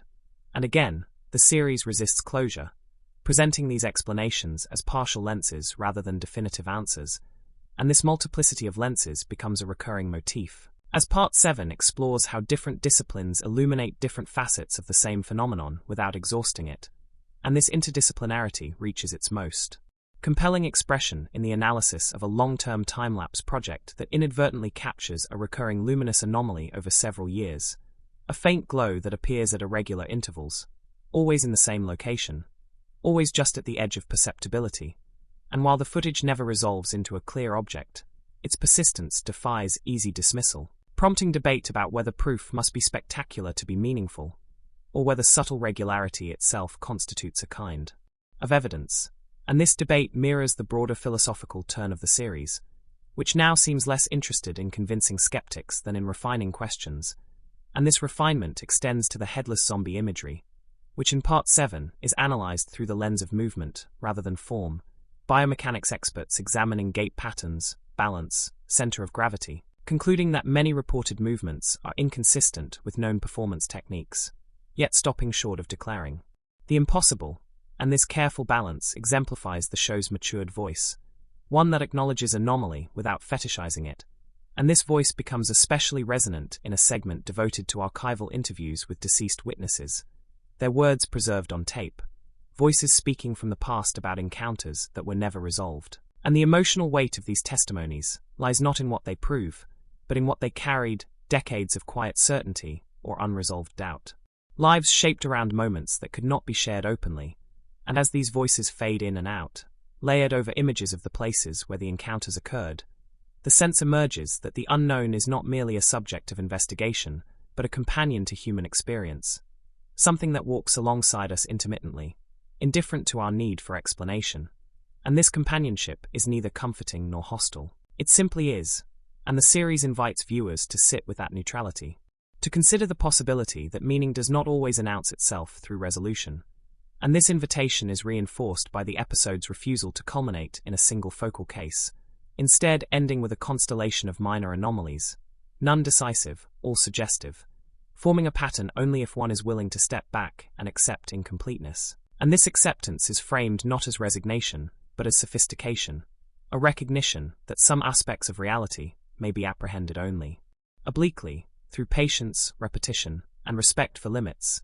And as Part 7 closes, the narration reflects on the difference between disappearance and withdrawal, suggesting that many phenomena do not vanish when unobserved but simply recede, waiting for conditions to align again.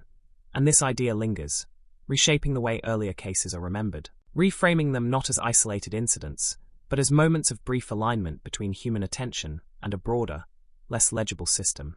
And in this light, the proof, if it exists, may not be a singular revelation but a cumulative shift in perception, a gradual recalibration of what we consider possible.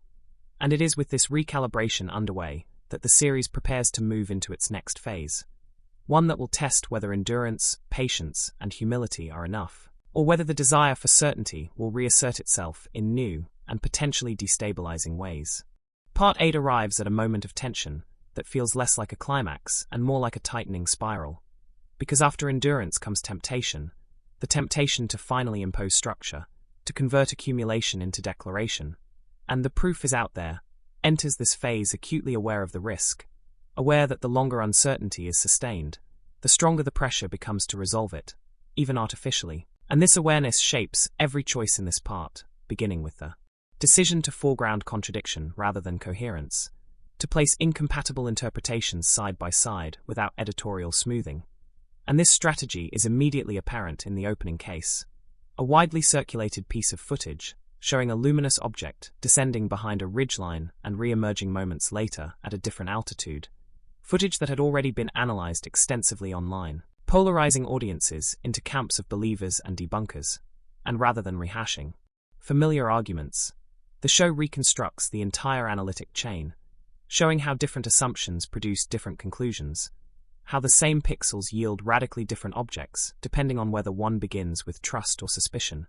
And this methodological transparency exposes not only the fragility of interpretation, but its inevitability, because to see it all is already to choose a frame. And this insight sets the tone for Part 8, which is less concerned with phenomena themselves than with the interpretive ecosystems that form around them, ecosystems that include media, institutions, communities, and the self. And this expanded scope allows the series to address a long-simmering question: why certain cases gain traction while others vanish? And the answer offered is not conspiracy, but resonance, the degree to which a case aligns with existing cultural anxieties, technological narratives, or symbolic vocabularies, and this concept of resonance becomes especially potent in the renewed examination of the headless zombie phenomenon, which in Part 8 is explicitly framed as a figure that absorbs multiple fears simultaneously: loss of identity, mechanized labor, bodily fragmentation, and institutional erasure, making it unusually adaptable across contexts. And yet the show is careful not to reduce the phenomenon to symbolism alone, grounding this discussion in contemporary reports that include sensor anomalies, unexplained injuries, and physical traces that resist purely metaphorical explanation. And this dual framing, symbolic and material, creates a productive tension that runs through the entire episode, because it forces the viewer to hold multiple explanatory registers at once, resisting the comfort of singular causality.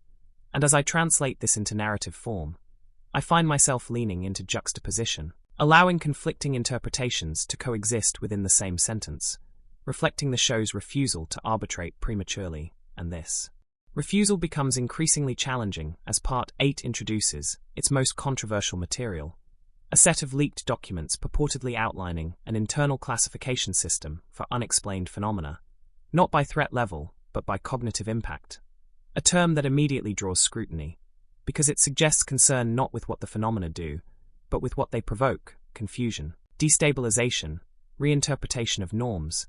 And while the authenticity of these documents is debated vigorously within the episode, their conceptual framework becomes a catalyst for discussion, prompting experts to consider whether the most disruptive phenomena are not those that cause physical harm, but those that erode shared assumptions. And this idea resonates powerfully with the headless zombie imagery, which disrupts fundamental schemas of personhood and agency, and with UFO sightings that defy aerodynamic logic without displaying overt hostility.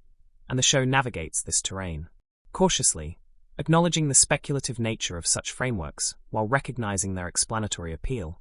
And this caution is mirrored in the treatment of witnesses, who in Part 8 are presented less as sources of data and more as participants in an ongoing negotiation with meaning. And one particularly striking interview features a former factory worker who describes seeing a headless figure during a night shift decades earlier, an experience he did not report at the time, dismissing it as exhaustion, only to encounter similar footage years later and experience a profound sense of recognition rather than shock, a feeling that something he had set aside as impossible had quietly persisted, waiting for language.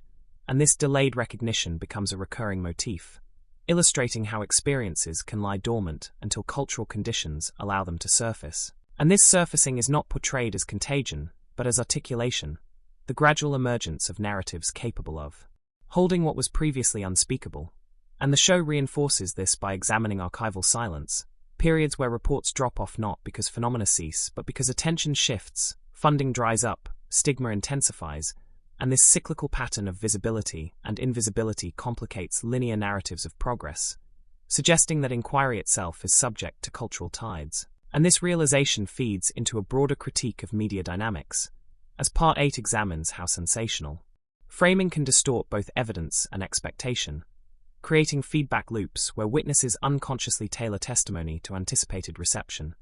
And the series addresses this reflexively, critiquing its own role in shaping discourse, acknowledging that visibility brings responsibility as well as insight, and this reflexivity is one of the episode's strengths, preventing it from collapsing into either advocacy or debunking. And this balance is tested again in a segment devoted to a recent cluster of UFO sightings that coincided with a major technological rollout, prompting speculation about misidentified prototypes, atmospheric interference, or deliberate distraction. And while plausible explanations are explored, none fully account for the reported behaviors, and the show resists the urge to fill gaps with speculation, instead highlighting the limits of available data. And this emphasis on limits becomes increasingly explicit as Part 8 progresses, culminating in a roundtable discussion among experts from different disciplines, physics, psychology, anthropology, media studies, who are asked not to explain the phenomena, but to articulate what would count as explanation within their fields. And the resulting conversation reveals not consensus, but divergence, each discipline operating with different thresholds for sufficiency, different tolerances for ambiguity. And this divergence underscores a central theme of the series: that disagreement is not a failure of inquiry, but a reflection of complexity. And as a novelist, I find this theme particularly fertile, because it allows for a narrative that does not resolve into hierarchy, but remains plural. And this plurality is echoed in the episode's structure, which fragments into shorter segments, each offering a partial view, refusing to coalesce into a single arc. And this fragmentation is mirrored stylistically in my prose, sentences interlocking without converging, creating a sense of motion without destination. And this stylistic choice is not merely aesthetic, but ethical, aligning form with content. And as Part 8 approaches its conclusion, the focus shifts once more to the human cost of sustained ambiguity, featuring investigators who describe burnout, not from fear, but from the weight of unresolved responsibility, the sense of stewarding questions that may outlive them. And this generational perspective reframes the pursuit of proof as a relay rather than a race, knowledge passed forward incomplete, but enriched, and this reframing softens the urgency that has driven earlier parts, replacing it with continuity. And this continuity is embodied in the final sequence, where young researchers review cases documented decades earlier, bringing fresh tools and perspectives, not to solve them definitively, but to extend their legibility. And the narration reflects on the idea that proof may be asymptotic, something approached but never reached, and that the value lies in the approach itself, the refinement of methods, the deepening of questions, and the cultivation of humility. And this humility becomes the emotional anchor of Part 8, grounding its more speculative moments in a commitment to rigor and restraint. And as the episode fades, it leaves the viewer with a sense not of frustration, but of participation, the feeling of being invited into an ongoing conversation, rather than presented with a finished argument. And this invitation carries forward, preparing the ground for the next part, where the accumulated weight of interpretation, resonance, and responsibility will converge, testing whether the investigation can continue without either collapsing into certainty or dissolving into endless deferral. Part 9 emerges from a threshold moment, the point at which accumulation begins to exert pressure not just on interpretation, but on narrative identity itself, because after so many fragments, correlations, absences, and reframings, the proof is out there, confronts a paradox it can no longer avoid. The more carefully it documents uncertainty, the more that uncertainty begins to behave like a structure, a shape with its own internal logic. And this realization subtly but decisively alters the tone of the series, pushing it into territory where the question is no longer what the phenomena are, but what they do over time to systems designed to explain them. And this part opens with a strikingly restrained sequence, a compilation of expert conclusions drawn from earlier episodes, played back to back, each one cautious, provisional, hedged, and when heard in isolation they sound inconclusive. But together they form a pattern of intellectual strain, the audible labor of minds working at the edge of their frameworks, and this meta-listening sets the stage for Part 9's central concern, saturation, the point at which evidence does not clarify, but accumulates to the extent that it overwhelms linear analysis. And the series leans into this condition rather than retreating from it, choosing to examine saturation itself as a phenomenon worthy of study. And this is exemplified in the return to one of the earliest UFO cases featured in the series, now reanalyzed not for accuracy, but for longevity, tracing how it has been cited, reframed, dismissed, resurrected, and instrumentalized over decades, becoming less an event than a reference point, a node in a network of discourse, and media theorists are invited to discuss how repeated circulation transforms evidence into symbol, how images acquire authority through familiarity rather than verification. And this insight resonates powerfully with the headless zombie phenomenon, which by now has been shown to function similarly, not as a single claim to be proven or disproven, but as a recurring figure that absorbs and redistributes meaning across contexts. And yet Part 9 resists the temptation to collapse these phenomena into pure semiotics, grounding the discussion once again in new material, including a set of recent reports that share a disquieting feature, witnesses describing not just seeing something anomalous, but feeling observed in return, not threatened, not engaged, simply registered, a sensation difficult to articulate yet remarkably consistent across accounts. And neuroscientists consulted here caution against overinterpretation, noting the brain's tendency to infer agency under uncertainty. But they also acknowledge that such sensations are often tied to subtle environmental cues we do not consciously register, and this acknowledgement opens a new line of inquiry, one that shifts attention from objects to interactions, from what appears to how it is experienced, and this experiential turn becomes the emotional center of Part 9, as the series foregrounds the subjective dimension without surrendering rigor, presenting first-person accounts alongside physiological data, heart rate variability, galvanic skin response, showing that encounters with the unexplained often leave measurable traces, even when no external object can be conclusively identified. And this convergence complicates simplistic binaries of real versus imagined, suggesting that experience itself is a form of data, albeit one that resists standardization. And this resistance is mirrored in the show's exploration of institutional fatigue, as agencies tasked with cataloging unexplained events quietly shift terminology, reclassifying reports not to deny them, but to render them administratively manageable, and former officials speak candidly about the limits of classification, about the pressure to maintain operational coherence in the face of phenomena that refuse to align with existing categories. And this institutional perspective reframes secrecy not as concealment of truth, but as a coping mechanism, a way of preserving functionality when explanation lags behind experience.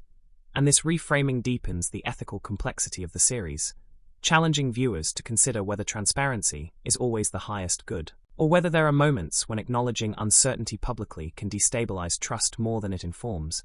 And the show does not answer this question, it stages it, allowing conflicting perspectives to coexist. And this staging reaches a particularly intense moment in a segment devoted to internal debate within the production team itself, where editors and researchers discuss whether continuing to air unresolved material risks, normalizing ambiguity to the point of desensitization, turning mystery into background noise. And this concern is not dismissed, it is taken seriously, prompting reflection on the responsibility of sustained inquiry. And as I render this into prose, I find the language tightening, sentences becoming more deliberate, reflecting the weight of cumulative responsibility that now defines the narrative.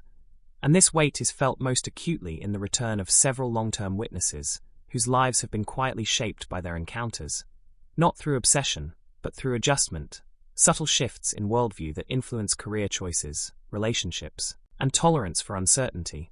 And these stories are not dramatic, they are almost mundane, yet their very ordinariness underscores the profound impact of unresolved experience. And this focus on lived consequence distinguishes Part 9 from earlier explorations, grounding abstraction in biography, and the headless zombie phenomenon is revisited here through this lens, not as a spectacle, but as a memory carried forward. One witness describing how the image resurfaced during moments of exhaustion or transition, not as fear, but as reminder, a symbol of thresholds crossed without explanation. And psychologists suggest that such images may function as anchors for unresolved cognitive dissonance, allowing the mind to compartmentalize without resolving. And this interpretation, like so many in the series, is offered not as closure, but as tool, one way of holding the experience without exhausting it, and this tool-based approach becomes explicit in Part 9, as the show shifts from asking what is true to asking what is useful, which frameworks allow us to live responsibly with uncertainty, which narratives foster curiosity without exploitation, which methods preserve openness without collapsing into relativism. And this pragmatic turn does not diminish the mystery. It reframes it as a shared condition rather than a puzzle to be solved.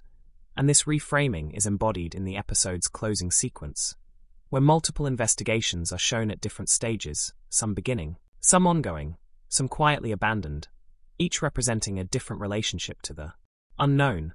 And the narration reflects on the idea that proof may not arrive as revelation, but as resilience, the capacity to continue asking without demanding finality. And this idea lingers as the screen fades, leaving the viewer with a sense of density rather than resolution, the feeling of standing within a field of overlapping questions that cannot be simplified without loss.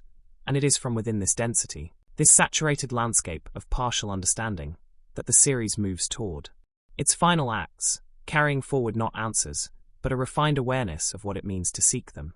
Part 10 begins not with new footage or a fresh claim, but with a deliberate pause, a structural breath that signals a shift from saturation toward reckoning, because after Part 9's immersion in density, the proof is out there, now turns inward, interrogating not only phenomena and institutions, but the active investigation itself. And this inward turn is framed through an unexpected narrative device, a retrospective montage that isolates moments when certainty almost emerged, scenes where a conclusion seemed within reach before slipping away, and these near resolutions are replayed slowly, annotated by experts who explain not what went wrong, but why restraint prevailed, revealing how the discipline of not concluding has become one of the series' defining ethical commitments. And this emphasis on disciplined uncertainty sets the tone for Part 10, which is less about adding new mysteries than about examining the architecture of belief that forms around unresolved ones. And the episode's first major segment explores the concept of narrative gravity, the idea that certain unexplained cases exert a pull on surrounding stories, drawing disparate events into orbit simply because they resonate thematically or emotionally. And media scholars illustrate how classic UFO sightings function as gravitational centers, attracting unrelated anomalies, distorted recollections, and speculative connections, not through deception but through human pattern seeking.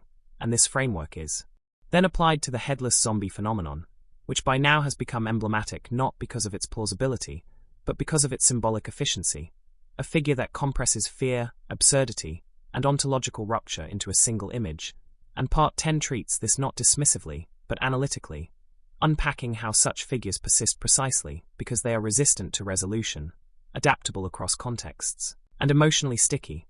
And this analysis is enriched by interviews with folklorists, who trace parallels between modern anomalous imagery and older mythic structures, emphasizing that contemporary media has not replaced folklore but accelerated it, creating feedback loops where investigation and myth-making coexist in uneasy symbiosis.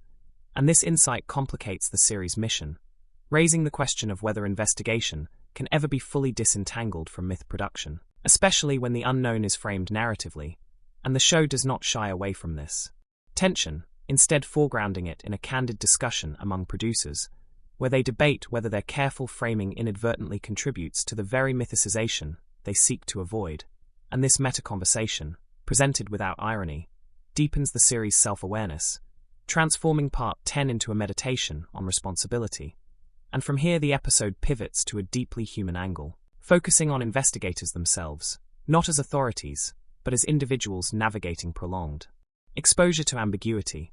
And psychologists specializing in cognitive fatigue describe how sustained engagement with unresolved phenomena can subtly alter perception, increasing tolerance for ambiguity while simultaneously heightening sensitivity to anomalies, a paradoxical state where one becomes both more skeptical and more open. And several longtime researchers speak about this shift in personal terms, describing moments when they realized their relationship to certainty had permanently changed, not through revelation but through erosion. And these testimonies lend emotional weight to Part 10, grounding abstract theory in lived experience. And this grounding is further reinforced through a return to fieldwork, as the series documents a small team revisiting a location associated with multiple anomalous reports, not to reinvestigate a specific event, but to observe the environment over time. capturing subtle patterns of sound, light, and human activity, and this longitudinal approach reflects the episode's broader theme, duration as data, the idea that meaning emerges not from isolated incidents, but from sustained attention. And while nothing overtly anomalous occurs during this revisit, the footage is not empty. It is rich with context, ambient details that underscore how expectation shapes perception, and the narration acknowledges this openly, emphasizing that awareness of bias does not eliminate it, but can render it visible, and this visibility becomes a form of rigor. And as Part 10 unfolds, the concept of proof itself is subjected to scrutiny, with philosophers of science explaining how proof functions differently across domains, how standards of evidence are not universal but purpose-built, and how insisting on inappropriate standards can obscure rather than clarify. And this discussion reframes the series' title not as a promise, but as a provocation, inviting viewers to reconsider what they expect proof to do, to reassure, to convince, to close, debate, or to guide action. And this reframing resonates powerfully in a segment devoted to public response, analyzing how audiences engage with unresolved material, some seeking closure, others embracing ambiguity, and sociologists note that in an era saturated with information, uncertainty can paradoxically feel more honest than certainty, and this cultural context helps explain why. The proof is out there, has found resonance not by delivering answers, but by modeling inquiry, and yet Part 10 does not romanticize uncertainty. It confronts its costs, featuring stories of individuals for whom unresolved experiences have become burdens rather than sources of wonder. People who struggle with anxiety, social isolation, or self-doubt because their encounters resist validation. And these stories are handled with care, emphasizing that curiosity must be balanced with compassion, and that the ethics of investigation extend beyond facts to the well-being of those who report them. And this ethical dimension culminates in a powerful sequence where experts discuss when not to investigate, when pursuing explanation may exacerbate harm, a boundary rarely acknowledged in popular media. And this acknowledgement marks a maturation of the series' perspective, signaling that inquiry is not an absolute good, but a contextual practice. And as the episode moves toward its conclusion, it returns once more to the recurring motifs, UFOs, headless zombies, anomalous sensations, not to rehash them, but to place them within a broader existential frame, suggesting that such phenomena function as mirrors, reflecting back our assumptions about reality, control, and meaning. And the narration becomes more reflective here, almost philosophical, contemplating whether the persistence of the unknown is less a failure of knowledge than a feature of human existence, a space where humility can take root. And this contemplation is not presented as consolation, but as challenge, asking viewers to consider how they live with unanswered questions in their own lives.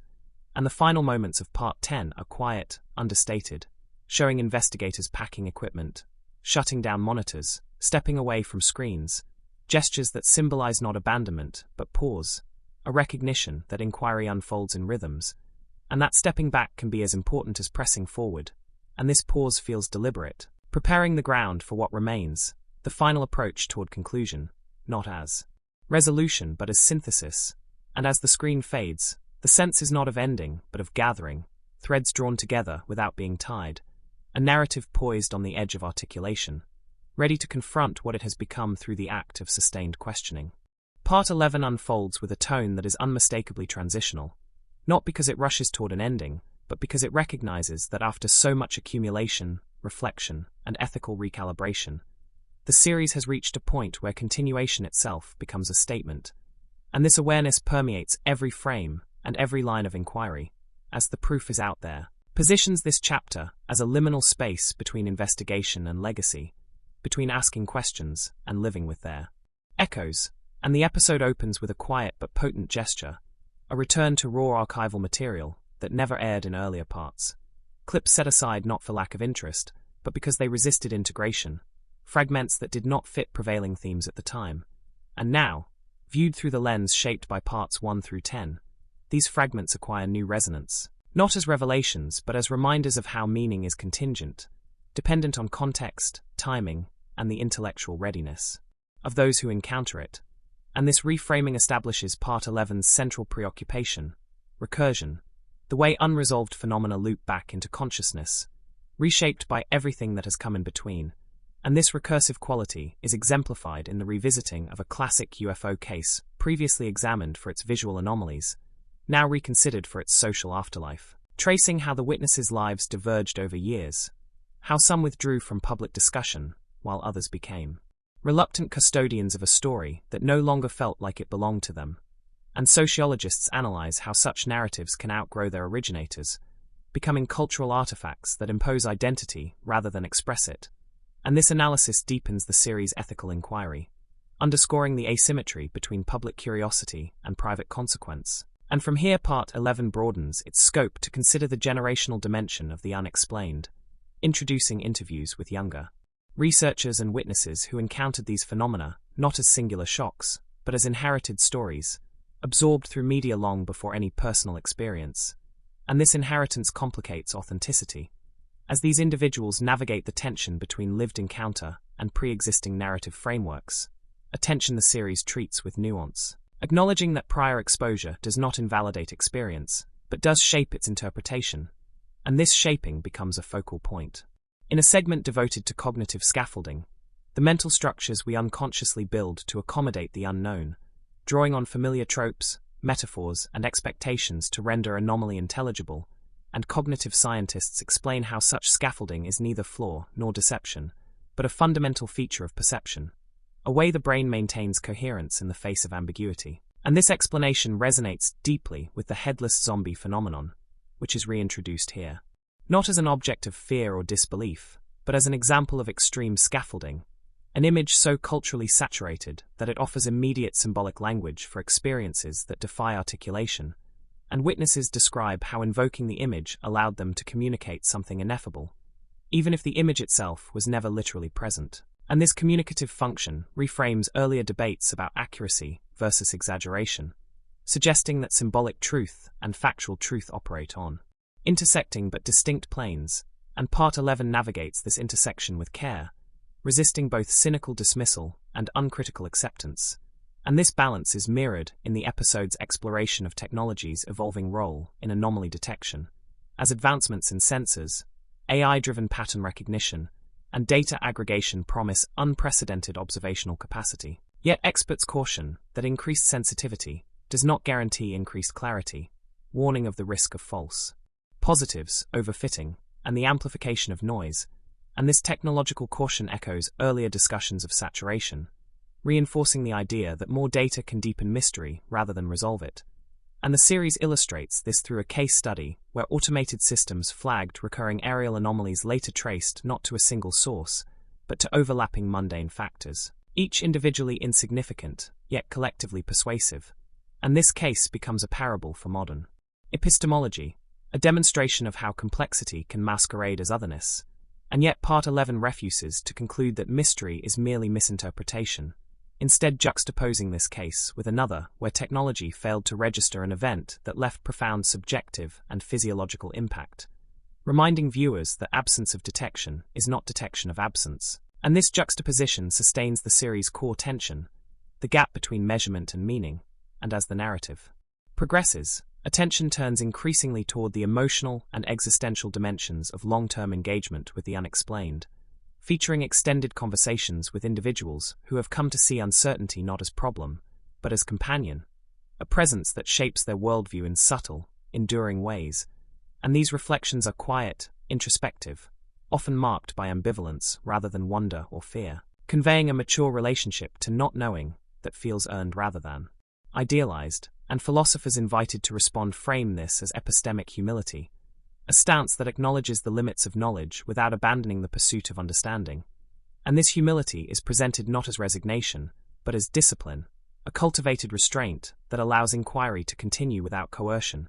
And this framing subtly reframes the series' identity, suggesting that its greatest contribution may not be any individual investigation, but the modeling of a particular posture toward reality, one that values patience, attentiveness, and ethical sensitivity.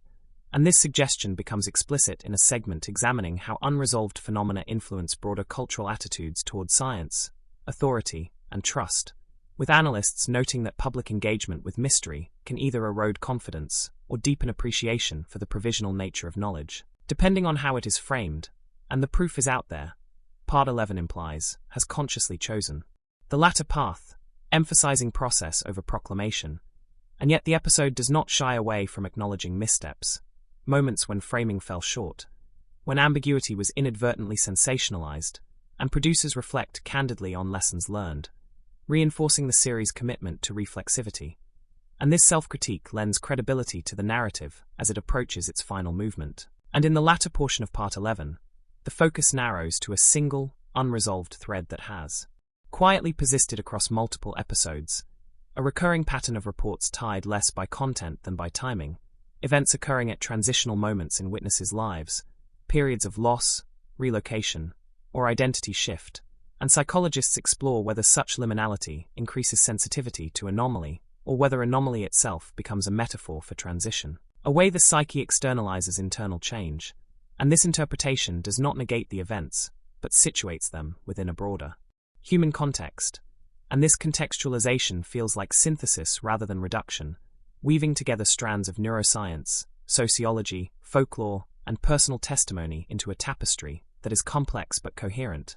And as I render this into narrative prose, the language grows more reflective, the pace measured, mirroring the series' own slowing as it prepares to conclude. And the closing sequence of Part 11 is marked by a powerful stillness, showing familiar investigators revisiting earlier locations not to investigate but to remember, standing in places once charged with expectation, now rendered ordinary by time. And the narration reflects on how places, like stories, change with repeated visitation, how significance is not fixed but relational. And this meditation culminates in a simple but profound observation, that the unknown does not diminish with familiarity. It changes shape, becoming less shocking but more integrated. And this integration is perhaps the series' quiet thesis, that living with mystery is not about conquering it, but about learning how it coexists with daily life. And as the screen fades at the end of Part 11, there is a palpable sense of nearing completion. Not because questions have been answered, but because the inquiry has reached a point of self-awareness where continuation must be intentional, and this intention hangs in the air, inviting the final step, the last articulation of what it means to have followed the unknown this far. Part 12 arrives not as a climax, but as a quiet convergence, the moment where movement slows enough for shape to become visible. And from its opening seconds, the proof is out there, signals that this final part is less concerned with solving than with situating, less with discovery than with comprehension. Because after 11 parts of sustained inquiry, the series recognizes that its true subject has never been UFOs, headless zombies, or anomalous sensations in isolation, but the evolving relationship between humans and uncertainty itself. And this recognition infuses the episode with a calm gravity, beginning with a return to the title, spoken aloud in fragments by different voices, investigators, skeptics, witnesses, philosophers, each emphasizing a different word. Proof is out there, until the phrase dissolves into ambiguity, no longer a statement but a question. And this reframing sets the tone for Part 12's central gesture, synthesis without closure, and the narrative unfolds by revisiting the core motifs one last time, not to re-examine evidence, but to trace transformation, showing how the meaning of a classic UFO sighting has shifted across the series, from curiosity to controversy to cultural artifact, how the headless zombie figure evolved from shock imagery to symbolic shorthand, and how the recurring sensation of being observed migrated from external threat to internal awareness. And these transformations are not presented as progress toward truth but as evidence of adaptation, the way understanding mutates in response to sustained attention. And the episode weaves these threads together through a series of intercut reflections from long-term participants, individuals who have been present since the earliest investigations, and whose language now bears the imprint of years spent navigating ambiguity, their speech slower, more qualified, marked by an ease with not knowing that contrasts sharply with the urgency of early episodes. And this contrast is intentional, underscoring the series' argument that engagement with the unknown reshapes not only beliefs but tempo, teaching patience as a methodological virtue.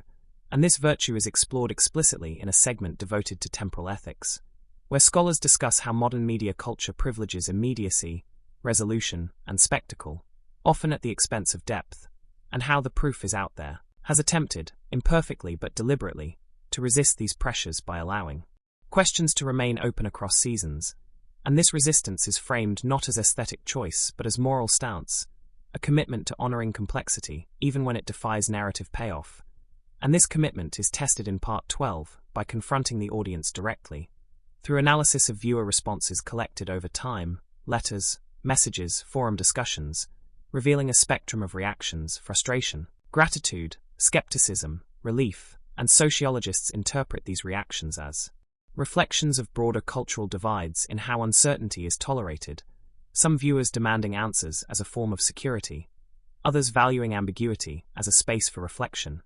And the episode does not privilege one response over another, instead acknowledging that both emerge from legitimate psychological needs, and this acknowledgement becomes the foundation for Part 12's most intimate moments, as witnesses describe how their own need for certainty evolved, some relinquishing the desire for definitive explanation, others still hoping quietly for validation, and these testimonies are presented without commentary, allowing their unresolved longing to stand, and this choice reinforces the series' refusal to instrumentalize personal experience for narrative resolution, and from here the episode turns toward a broader philosophical horizon, inviting thinkers from diverse traditions to reflect on the role of mystery in human life, some invoking scientific humility, others drawing on existentialism, phenomenology, or spiritual frameworks, and while their vocabularies differ, a shared theme emerges, that mystery is not merely a gap in knowledge, but a condition of being, a reminder of finitude that can either provoke anxiety or cultivate wonder,